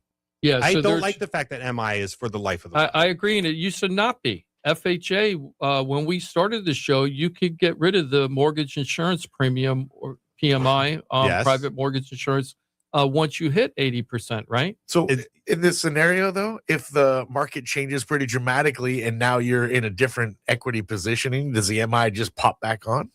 The reason why they did the 20%, they took away the 20% rule for FHA, I think was because of the risk of all the foreclosures that we had in that crisis, and they stiffened everything up. So they wanted you to pay that PMI for a longer period of time because they wanted to cover their butts. But we haven't really had another event, and I think they're relaxing it a little bit now. So it goes back to how much money they got in the bank. Right? So they're collecting premiums. They're collecting insurance and there's premiums. no foreclosures and they're happening. Building up their coffers. They must have a huge war chest. Wow. War chest. Yes. Oh my God, I didn't even think about that. And the way FHA MI, because the MI factor, which right now, if you're doing 3.5% down, is 0.55%, right? So the way to think about that is, let's say your interest rate is 6% and your MI is 0.55, you're essentially paying 6.55%. Like that's the way to think about that. Totally. And if you're doing like conventional, and this could get back to like, why would you choose FHA? Let's say your credit is on the lower side and your conventional MI factor is 0.75. So let's say your interest rate is 6% on either scenario. And with FHA, you're paying 6.55. And with conventional, you're paying 6.75, right? You'd say, well, give me the FHA. Right. But that MI is for the life of the loan, whereas the conventional MI can go away if your home value increases, whatever. So there's a little bit of like, which one makes the most sense? And most people, what I would advise with FHA is I would say, listen, life of the loan, I wouldn't worry too much about that. FHA, this might be your first home, right? You don't have to be a first-time home buyer, but a lot of people use FHA because of the low down payment. I'm like, what's going to happen, in the next 7 years or 10 years? Jim, what's the traditional next move window of time? It used to be like 5 years and it was 7. I think it's probably close to 10 years. They just said 11. They just came out for 11 years ago. Right. So like, what are the chances you're going to either refinance or sell the home or maybe win, Powerball or something and pay off your loan within the next 11 years? Right. So it's like, it's probably not that critical, but FHA used to have MI premiums that were more expensive. Yes. Since I've been doing loans, I've seen it at 1.35. I've seen it at 0.85. I've seen it at 0.55. One time they dropped it down to 0.35 for about 6 months. I didn't remember that one. Yeah. I remember all the other I was ones. like, wow. Yeah. Wow. I had one loan where I said, listen, we need to push our close date because if we close after this date, we're going to get the lower premium. If we close before it, they're going to have the higher premium and it's for the life of the loan. So, hey, sorry, everybody, push the close date. I don't care. Push the close date. We're not doing that to this borrower. Right. So, that is all about how much premiums are they collecting? How big is their, bank balance? So I want to change gears a little bit. The whole multifamily thing. Yeah. So what's this? I haven't heard anything about that. Here's the thing that they're talking about for the multifamily MIP reductions. There are proposals to reduce FHA multifamily mortgage insurance premiums to 0.25 for multifamily. For rental housing, they're trying to do that also because they're trying to get more rental properties out there. They're really pushing rental properties right now. I guess that's telling you that the feds have decided that housing affordability is not going to be fixed, and we better get a lot of rentals going. I don't know, but that's what it sounds like to me. Those are rental properties, regardless if they're paying the mortgage insurance or not. This is just hooking up the investors is what it sounds like. No. So FHA is for primary residences only. That's not changing. Oh. So when you're talking about multifamily, you're talking about where the owner, the buyer is going to occupy one of the units. Now, FHA has always been a great tool. And it was for many years the best tool for buying multifamily homes because you could still do it with 3.5% down. Yeah. Right. So, and we've done several of them through the years, maybe, a handful, just because the price points are up there. One rule they could change on that would be great, I can think of. But FHA has been really good because you could buy a fourplex, right? 3 doors of income. You live in one unit and it covers your mortgage payment. Like it almost had to in order to qualify, right? It had to be self-sufficient. That's one of the rules where if they loosened up on that would be good. And you could do it with 3.5% down. Yeah. Right. So, and it had regular MI. So 0.55. And they're changing the limit now. So for Palm Beach County for a fourplex FHA, the research I did, Mike, was 1,601,750. So you can buy a fourplex for 1.6 with FHA financing. if you meet the correct criteria about the income coming in on the units. Right. And do it with 3.5% down. And with 3.5% down. That's huge. Imagine getting a $1.6 million property with 3.5% down.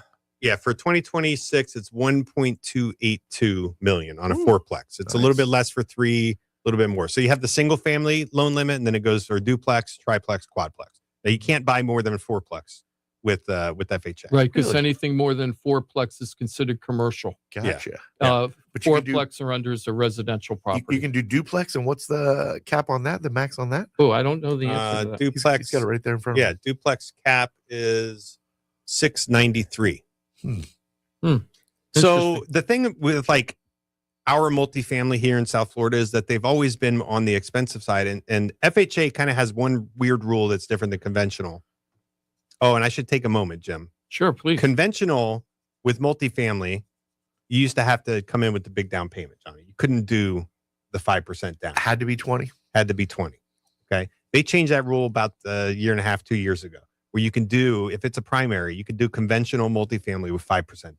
But you had to live in one of the units. You had to occupy one of the units, which you worked out for a lot of people. Like, Sure. and it's like the thing is, well, how long do I have to live there? I mean, the rule is you're supposed to be there for a year. Like that's your intention. You're buying it, you're moving in, you're going to live there for a year. It's your primary residence, right? Like that's the rule. So if you could deal with that, and a lot of people, like there were young people, didn't have their families established yet, like, single, whatever. It's like a great opportunity as long as you had the money. And then it was like, well, now you can do it FHA 3.5, or you could do conventional 5% down. So I got sidetracked with conventional, but FHA has one rule that's always been a little bit of an impediment, especially with the higher price points, right? Any investment, whether you're going to live there or not, these other doors, you want it to cover a good majority of your mortgage payment, right? You want it to be cash flow positive, right? Otherwise, why bother, right? Unless you just have a really, keen eye on home equity, home value, something like that. But you want it to cash flow. So FHA has what they call a self-sufficiency rule, which means you calculate the rental income on all the doors, regardless of the one you're going to occupy. You kind of estimate what rent could be, and 75% of that number had to cover the mortgage payment. Okay. So it's like a DSCR where it's like, does the rent cover the mortgage? Well, this was a little more restrictive because say, does 75% of the rent cover the mortgage? And that was a little bit prohibitive because it was hard to find the price point that worked with rental income and, market rental income on a year-long lease. We're not talking short-term, that met that criteria. So as prices went up on these multifamilies, it was harder and harder to meet that self-sufficiency rule. Mm-hmm. So if they're trying to increase their market share of multifamily, do something about the self-sufficiency rule. Right? So Mike, I want to keep going with changes for 2026 compared to last year. Okay. And one of the things I've been reading about, I've been meaning to talk to you about this for a couple months. Yeah. This whole new way that they that the lenders can check your credit, the way that Freddie Mac and Fannie Mae are requirements to check your credit are completely changing now. It's really pretty surprising. I don't even know if it's a good thing or a bad thing. I just know it's changing. Huh.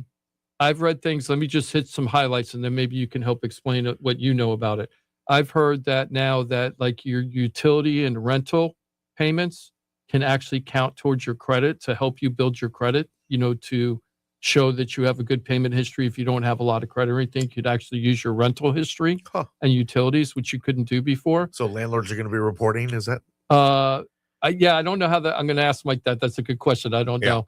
The other thing I heard, though, is that they used to not count your medical bills, like delinquent medical bills and everything as part of your credit. But I heard they threw that back in there again, that regulation went away, and now it's coming back. So if you have medical debt, it really counts towards your credit worthiness to buy a home.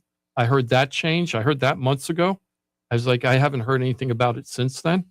And they're going to use a different type. Everybody hears of FICO scores and everything. They're still using maybe a FICO type of thing, but they're totally changing the way that they're looking at it. So, Mike, what do you know about these big changes? I don't know anything.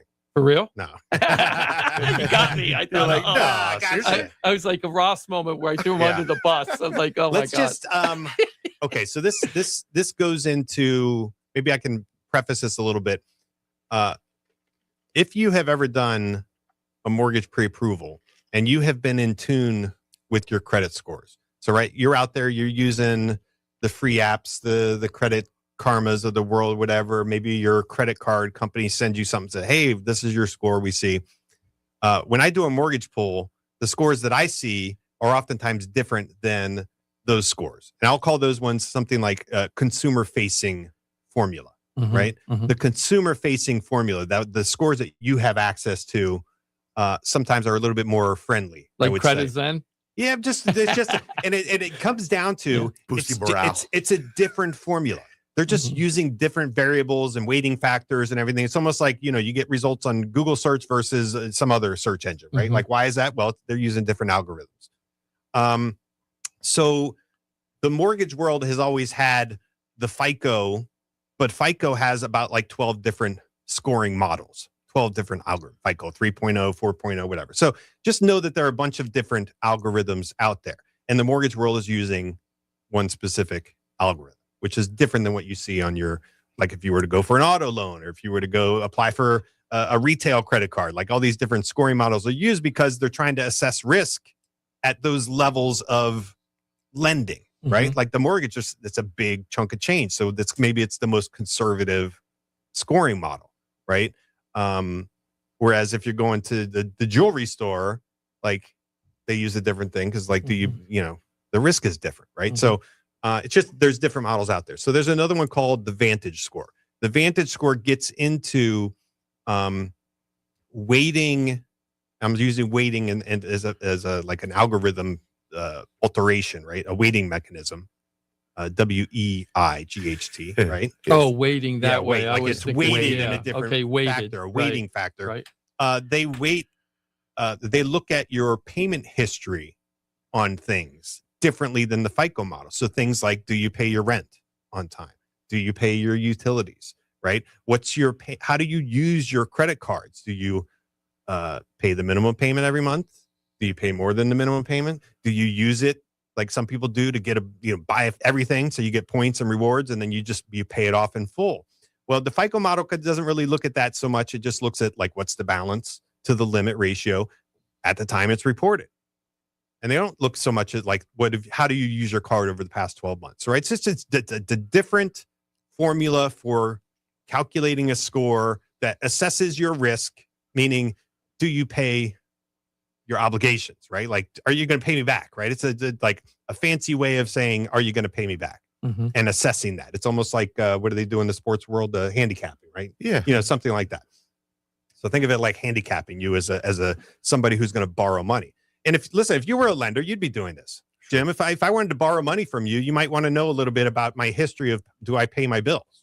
And you might want, and this is the whole reason that credit companies exist, you want somebody to give you a third-party evaluation of, hey, is this guy going to pay me back or not? Or might I have to chase him down? Totally. Did he pay you back? Yeah. Did he pay you back? Yeah, Right. exactly.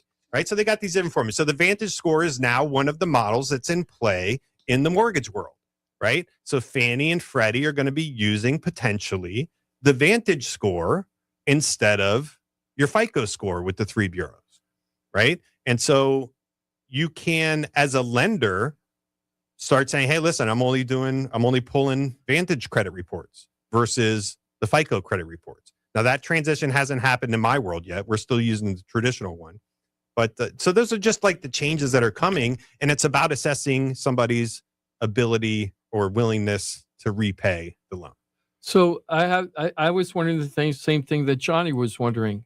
How do the credit reporting bureaus know that you're paying your rent on time or your utilities on time, things like that? The way the system works traditionally is the credit issuers have a vested interest in being able to get a rating on somebody. So the credit bureaus are like, hey, we'll provide the ratings. You give us the payment history, right? Well, we're gonna aggregate all of this information across the population so that if you ever need to know somebody's risk, you just let us know and we'll tell you, hey, here's their score. Boom, good to go. So the credit bureaus charge for that service, and the credit issuers, like your credit card, your auto loan, whatever, the bank, they send that information to the credit bureaus, but they have to pay to do it, right? So it's going to be the same thing. So they're going to offer mechanisms for this data to be sent to them so they can aggregate it.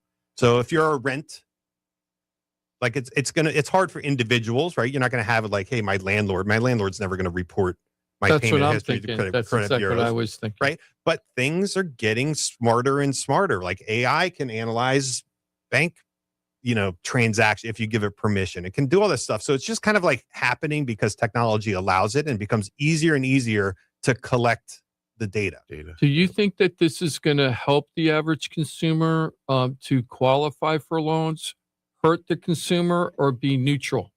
I think it's going to be neutral. Neutral? Yeah, because the end of the day, are you going to pay me back? Mm-hmm. So guess what? If you don't pay people back, you're not going to be able to game the system to make it look like you pay people back. Right.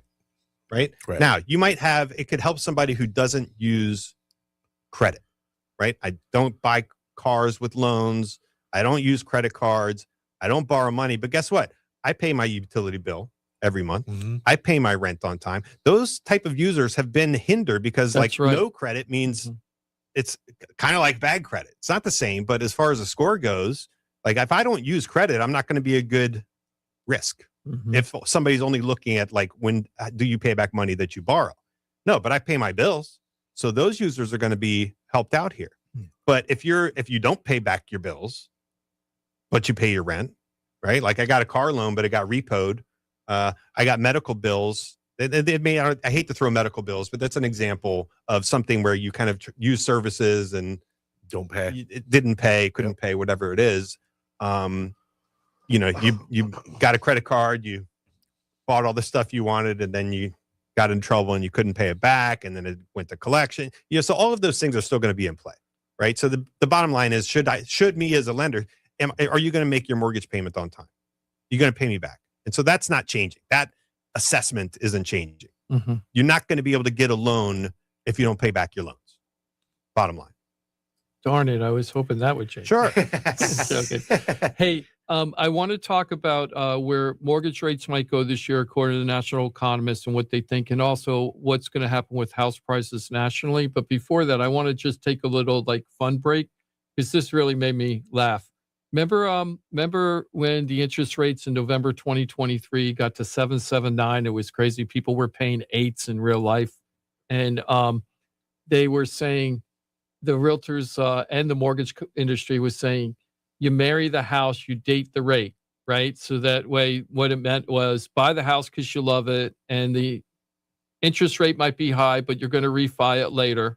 So don't worry about it. You're only dating the mortgage rate, but you're marrying the house, right? Yeah, the lenders came up with that.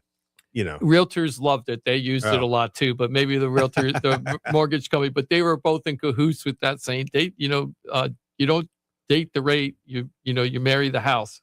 Well, there's been a couple of stories out later this year that now divorcing couples are marrying the rate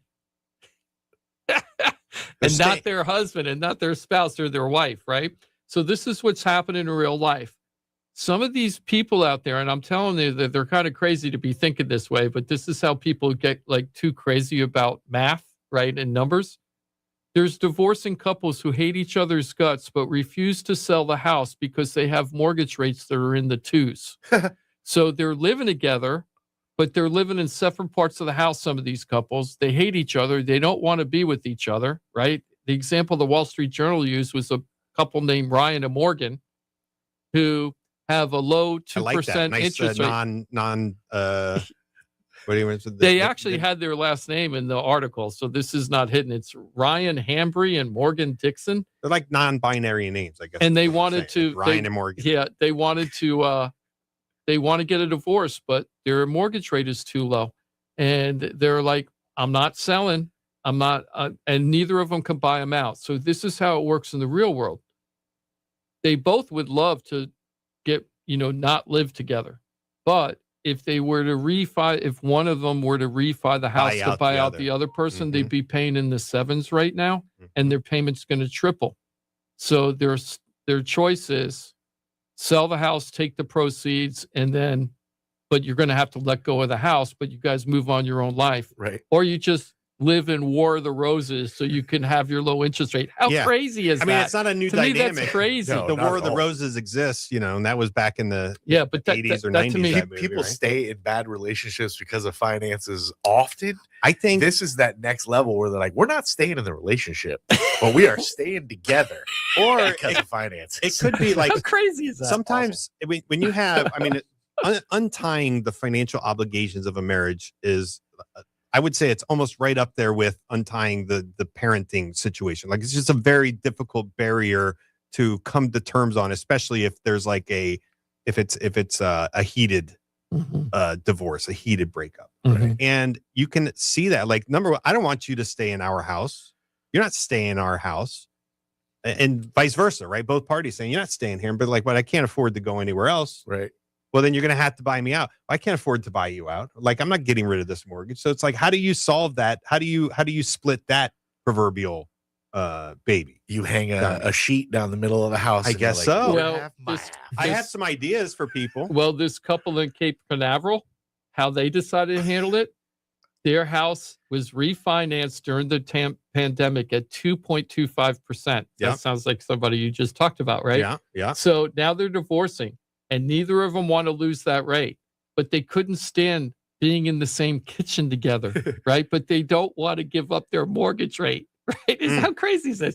So the husband has decided that he's living in the house, and they parked an Airstream on the yard, and the wife is living in the Airstream. Okay. And then plugging the electricity into the house. So technically, this is in quotes, technically they're legally separated. They're separated in quotes. How long do you think this lasts? I don't know, but this has probably been going on for a while, right? So they got this tractor, this trailer parked in their backyard, right? And all because they just love their 2.25% interest rate. I'm like, I have never seen anything where people have been that wrapped up in their interest rate. I can see people loving their house, their neighborhood, the lifestyle, the neighbors, and they just don't want to leave. But, my interest rate is too good. I just don't want to sell it. It's crazy. The other thing I don't get about that, and this is just me ranting right now, most of these people, if they got a refi at 2.25% during the COVID crisis, their house has probably increased 30%, even with the drops, even with the reductions. That makes it that much harder to buy someone out. Well, but you could also look at it this way. Yeah, if you sell it, you probably have way more money than you put down on the house originally, right? Most of these people, they put down lower down payments. Now they're sitting on 6 figures or mid 6 figures of equity. If they sold it, they could take the big chunk of equity they had, put a huge down payment on the next house, or buy down the interest rate as low as they could buy it down. And instead of being at 2.25, you might be at 5.5. But now you're not living with somebody that you hate their guts, that you can't even stand in the kitchen with them. Right. Right. Yeah, but why? What a marriage is oftentimes about that, right? What about the cost of the trailer? Oh yeah, that's true. I think that's true. Jimmy. They're not $100. Yeah, that's true. As a practical matter, like the how do you buy out your partner's interest? Let's assume that one of them is like, okay, you know what? You keep the house. Just I need my equity position, right? You got to buy me out. One way to you sell it to buy them out, or you finance. So you don't have to replace your first mortgage in order to tap into your equity, assuming that there's sufficient equity that you can tap into to buy out your partner, right? You got to come to terms. How much do I owe? All of that stuff. Yeah, you could do a home equity loan, right? You could do a home equity. So a second loan would be one option if there's enough equity to do it. Without refining, you're just getting that home equity loan. That's right. You leave your first in place. You get a second loan, assuming you qualify, and you can buy out. There are 80% equity. Yeah, that's the threshold for that. You can go higher than that. Yeah. You can go. There's some banks that'll go up to 100%. 100%. Equity on a second. Yeah, but the interest rate's high, right? It is, but it's a smaller, ideally it's a smaller portion. And so if we're trying to buy somebody out and get them out of your life, right? I mean, and so you might bite the bullet on that. And, you have 2.5. This is actually a good number cruncher. You have 2.25 on some segment of your loan.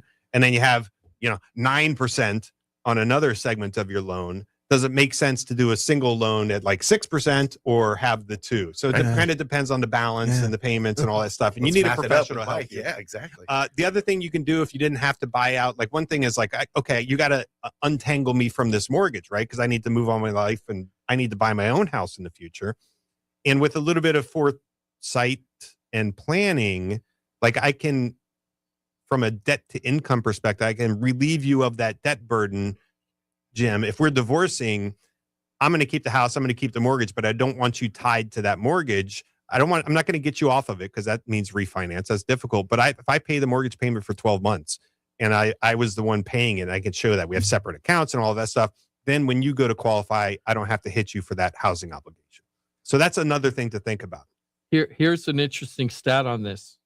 16% of all broken relationships that live together in a house with a mortgage are not selling the house or dealing with the house because they're just afraid that they're not going to be able to afford anything when they get out. I think that has always been that way. The single tax, well, I don't think that's like this mortgage thing. But we've never heard that the interest rate is too low. Right, but it's always been who's keeping the house, how are you buying that me part's out? true, like but to use the rationalization that I got a 2% interest rate, I don't want to sell my house. To me, it's just that, when you have a thing. Now, another thing they're trying to do to fix this, and I think this would be really a good idea.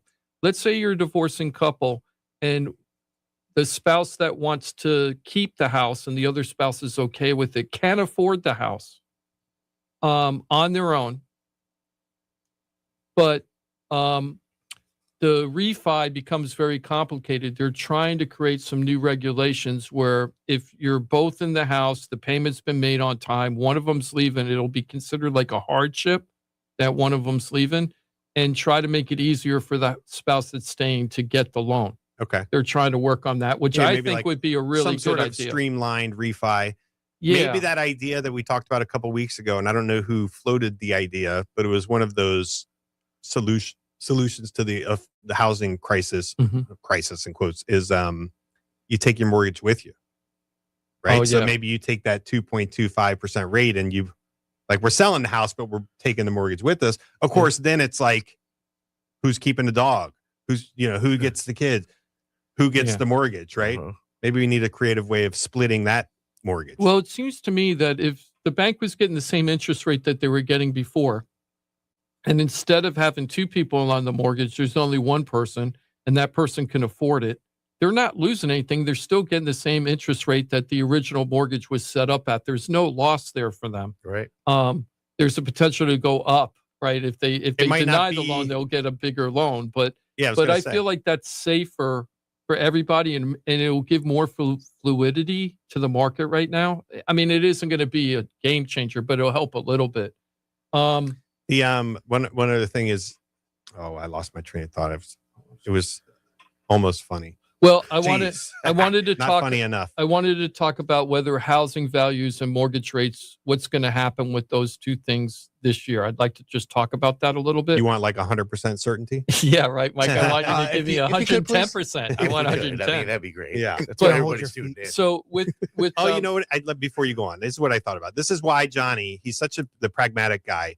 He has been saying for years, like, rates should be normal, right? Normal rates. Where we are now is normal rates. And if rates had stayed normal, we wouldn't have these problems, Jim. We wouldn't have these people not divorcing over 2.25%. Because we wouldn't have had those we wouldn't have the issue. Wouldn't have that. It just stayed at 6 and nobody would. But maybe we have a fixed mortgage rate. Maybe that's a solution. Just fixed mortgage rates forever. across time forever. 6%. So actually, this is kind of related to what the research I did is that we're at what the national economists are saying, we're at a 6% standoff. So what we've seen is November 2023 is when we hit our peak Freddie Mac 30-year Freddie Mac report, approaching 8%, which was 7.79. But people in real life, because of PMI and other things, they were getting like 8.15, 8.25, right? Sure. People were getting that back then, right? And since then, November 2023, if you look at the chart, it's almost a straight downward decline where we're in the low 6s now. And we've been in the low 6s since May, right? And we just can't break that 5. We haven't hit that 5 thing, and I just read a report from national economists saying if we could just get to 5.89%, that would change everything. World changer. And I'm like, really? From 6.16 to 5.89? That's going to change the market dramatically? How much of a difference is 6.16 to 5.89 on your mortgage payment, like a regular mortgage payment? Do you want me to give you a purchase price? Just like give me a loan amount. So let's just say 600, which is, no. Let's just do the max loan amount allowed in the county. Oh. So let's do the 667? Because the average home in Palm Beach County is 600. So that's for FHA cap, yeah? Mm-hmm. Okay. Let me just do 650. Okay. Loan amount. Not purchase price, loan amount. Right. So 589,616. And this is going to be the difference in what This you're is going to be paying. the game changer, Yeah, supposedly. this is Watch what- this. this is how it yeah, alters watch these everybody's numbers. world, Yeah, yeah. watch this number. I know $30 is going to change my life. 5.89. Hey, 2 extra Starbucks. Screw Starbucks. I don't like Starbucks. That's terrible. I'm a Dunkin'. On a 30-year, because I Mhm. need my glasses. Yeah, let's do 30. So you want these? the 5.89 is 38.51 principal and interest. Okay, 38.51. 6.16, it is 39.64. Wait, Oh. 38, 39.64. 39. Wait, 38.61, It's 39.64. $113 $113. Yeah. So At that loan amount. At that loan amount. 650 loan amount. so Huge loan amount. let's do if your loan was 400, just to give an Okay. idea. Yeah. Your loan was 400. Okay. $80. 23.69, 24.39. 70 to 40. So $70. $70. Okay. $70. So if you're month. an average person, right? Average height? No, average. Let's say you're getting. Intelligence? Let's say you're buying a house for, 415, 420. You're putting 3.5% down. Yeah. Your loan is 400, and you're like, I can't buy right now because it's 616. But at 589, you're saving $70 a month, and it's like, oh, that's going to get me super excited. I got to go out and buy. I just don't see this, guys. Now, if anybody disagrees with me, I'd love them to call up and talk to me about this. The details always really matter.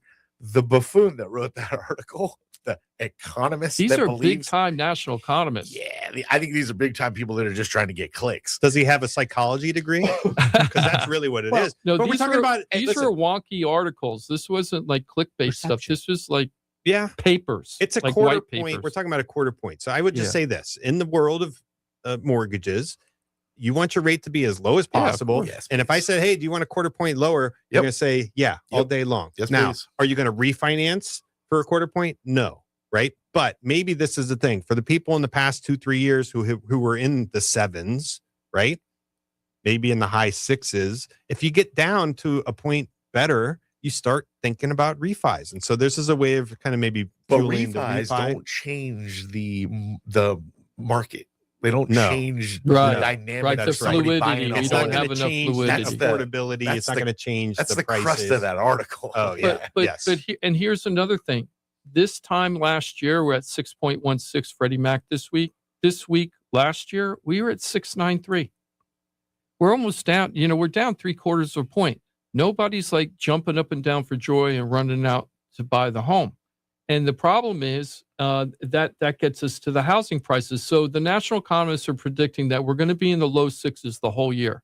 So what we experienced this year with mortgage rates, we did see it go down. And at the end of the year, we got to 616. We've been there a couple of times, but it kept bouncing up and bouncing down. They're thinking that's what we're going to see in 2026. Now, will that affect housing prices? So Goldman Sachs came out with a report. I'm not always a big Goldman Sachs guy. Is that Jamie Dimon? I forget where Jamie is. He Bank of America guy? I forget. I'm never a big Jamie Dimon fan. I like him. I like listening to him, but I don't agree with him a lot of times because he's always predicting a crash that hasn't happened yet. But He's with Chase. Yeah, I was he's gonna with say, Chase. I don't think he's with either. Okay, yeah. But Goldman Sachs, they came out with the report. Everybody's predicting that things are going to slow down this year. They're expecting a 4.5% increase in home prices this year. And the reason why they're saying that And the reason why they're saying that You're is giving that Johnny agita.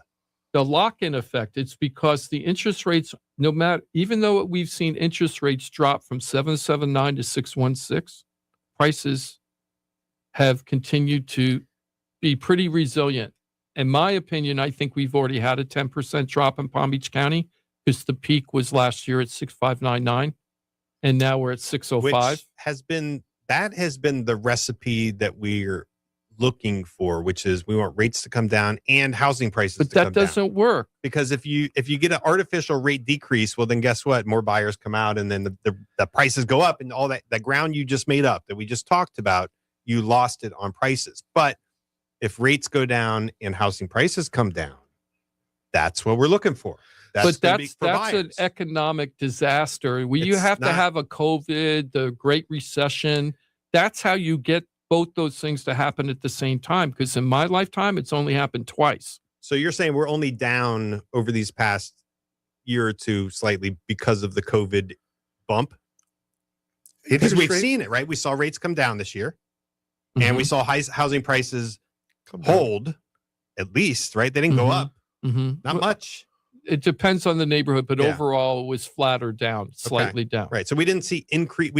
So we talked about if rates come down, prices probably naturally would go up. We didn't see that with this recent rate decrease. Well, we didn't see it go down either.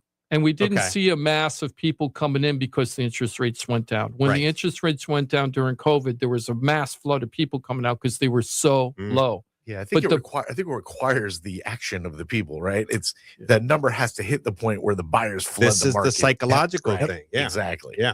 And here's what Goldman Sachs says, which is what we've been talking about for years and years on the show, the concept. So here's the math if you wait. I'm going to wait for the interest rates to go down. And this is Goldman Sachs saying this. So let's say if you have a $500,000 home and the value goes up 4.5% while you're waiting for the interest rates to go down. Which is normal appreciation, by the way. That's correct, right? So you're on a $500,000 home, that's a $22,500 increase in the value of the home, right? So now you're at $522,500. But if you had a 1% drop, if you have a 1% drop in the mortgage rate and the price you're paying is $125,000 more, you end up with a slightly lower mortgage payment, but you have a higher debt load and less equity, right? So it just doesn't make sense that way. Waiting in this market, if you're waiting for a better market, you're probably better off buying than waiting because you're probably going to pay more. We don't see anything that's in the crash that everybody's talking about. There's no economic indicators there yet. I mean, I sometimes enter broken record territory here because I talk about it a lot. It's almost impossible to predict with any certainty, like when the exact right time is to do something. So the only thing I can encourage you to do, because whether or not you're buying a home or selling a home is much more life-based decision than it is, unless you're talking about divorcing with a 2.25% rate or something like that, right? Like you're going to buy a home, like if you're really considering it and you're like thinking about house hunting and maybe even doing like window shopping or whatever, like you might be approaching that point where if the right home presents itself, like you want to buy it. If that's you, and that could be a month from now, 3 months from now, 6 months from now, a year from now, whenever, you got to you got to get lined up so that when it comes across and these stars align as far as price in the neighborhood you're looking at, interest rates, like if you want to be able to take advantage of the 0.01 dip that we had week over week, well, you need to be ready to make it a contract, right? To send an offer. You can't send an offer unless you've talked to a mortgage professional. You can't determine whether or not you even want to buy a house in that neighborhood until you know your numbers. You got to know your numbers. And you got to know if you can qualify. Yeah, the only Otherwise, it's like this show. We're just spitballing a little bit, right? Yeah, if the only number you know is the interest rate, you don't know your numbers. You don't know your numbers at all. You don't know your numbers at all. Crazy. Yep. I think it's interesting. The articles that are continually written about what's going to happen in the future, I think is more of a disservice to everybody than anything else. Are we doing that by talking about it? I think shooting them down is the best thing we can do. Sure. Yeah. Yeah. Just to bring people back into focus of that is, kind of nonsense. Yeah. Yeah, But it's good water cooler. Last talk, year, man. they predicted slight appreciation, the national economists, and most of the country did have slight appreciation. Yeah, but you could have found half of them said it was going to not do that, right? I'm not an economist, and I could have told you we were going to have appreciation. But unless we have the bottom fall out, home values appreciate typically. Look, neighborhood to neighborhood, it's going to vary, but overall, you should expect your home value to go up a little bit every year, unless the bottom falls out for some reason. Again, these articles, I'm glad we bring them up because, again, for those that listen or consume at some point, it brings you back into the reality. Don't get lost in people's nonsense. Yeah, and these things like with the credit changes and all that, guys, just let's talk. Let's talk. Let's see where you stand. Let's see what you can do. You might be the person that really needs some advice on credit so that you can buy in the future. So now's the time. There's no reason to wait. Let's talk. We can do an analysis. We'll get you at least on a path or tell you where you stand. It's so easy to do. You got to give me some personal information. Yep. Right? We talk, takes time, but it's easy. And it's painless, and all you're really investing is a little bit of time, but you're investing in yourself. So it's the best time you can possibly spend. Spend some time with the pros like Mike Rauch. Man, the phone call you're going to have is going to be super enlightening, by the way. I've had several. I sound just like this. Oh, yeah, for sure. It's me. Although, I don't know. On my phone, your tone's a little bit better. I'm like, yeah. Hey, Johnny. Talk a little slower. A little slower, please. Jimothy, thanks for everything always. Thank you, Johnny. Jim, Mike, have a great weekend, guys. Appreciate you. Mike Rauch, the mortgage guy from the mortgage firm. I hope you have an excellent weekend. Yeah, you too. Thanks, everybody. And thanks for all your expertise always. And Jimmy D, Jim DePola, we're the Florida Home Pros team. Thank you for your guidance and your expertise always. Thank you, everybody. Happy South Florida. Didn't say it today. And of course, always remember FloridaTalkRealEstate.com. Know it, use it, love it, share it. You got access to pros, experts in their field. It's a click away. You can call 888-973-7828, 24 hours a day, 7 days a week. The hotline you'll find at FloridaTalkRealEstate.com. We're on Facebook and YouTube. Consume, share. You can absolutely change lives, whether you're buying a home, selling a home, stuck with a home, you don't know what to do. You need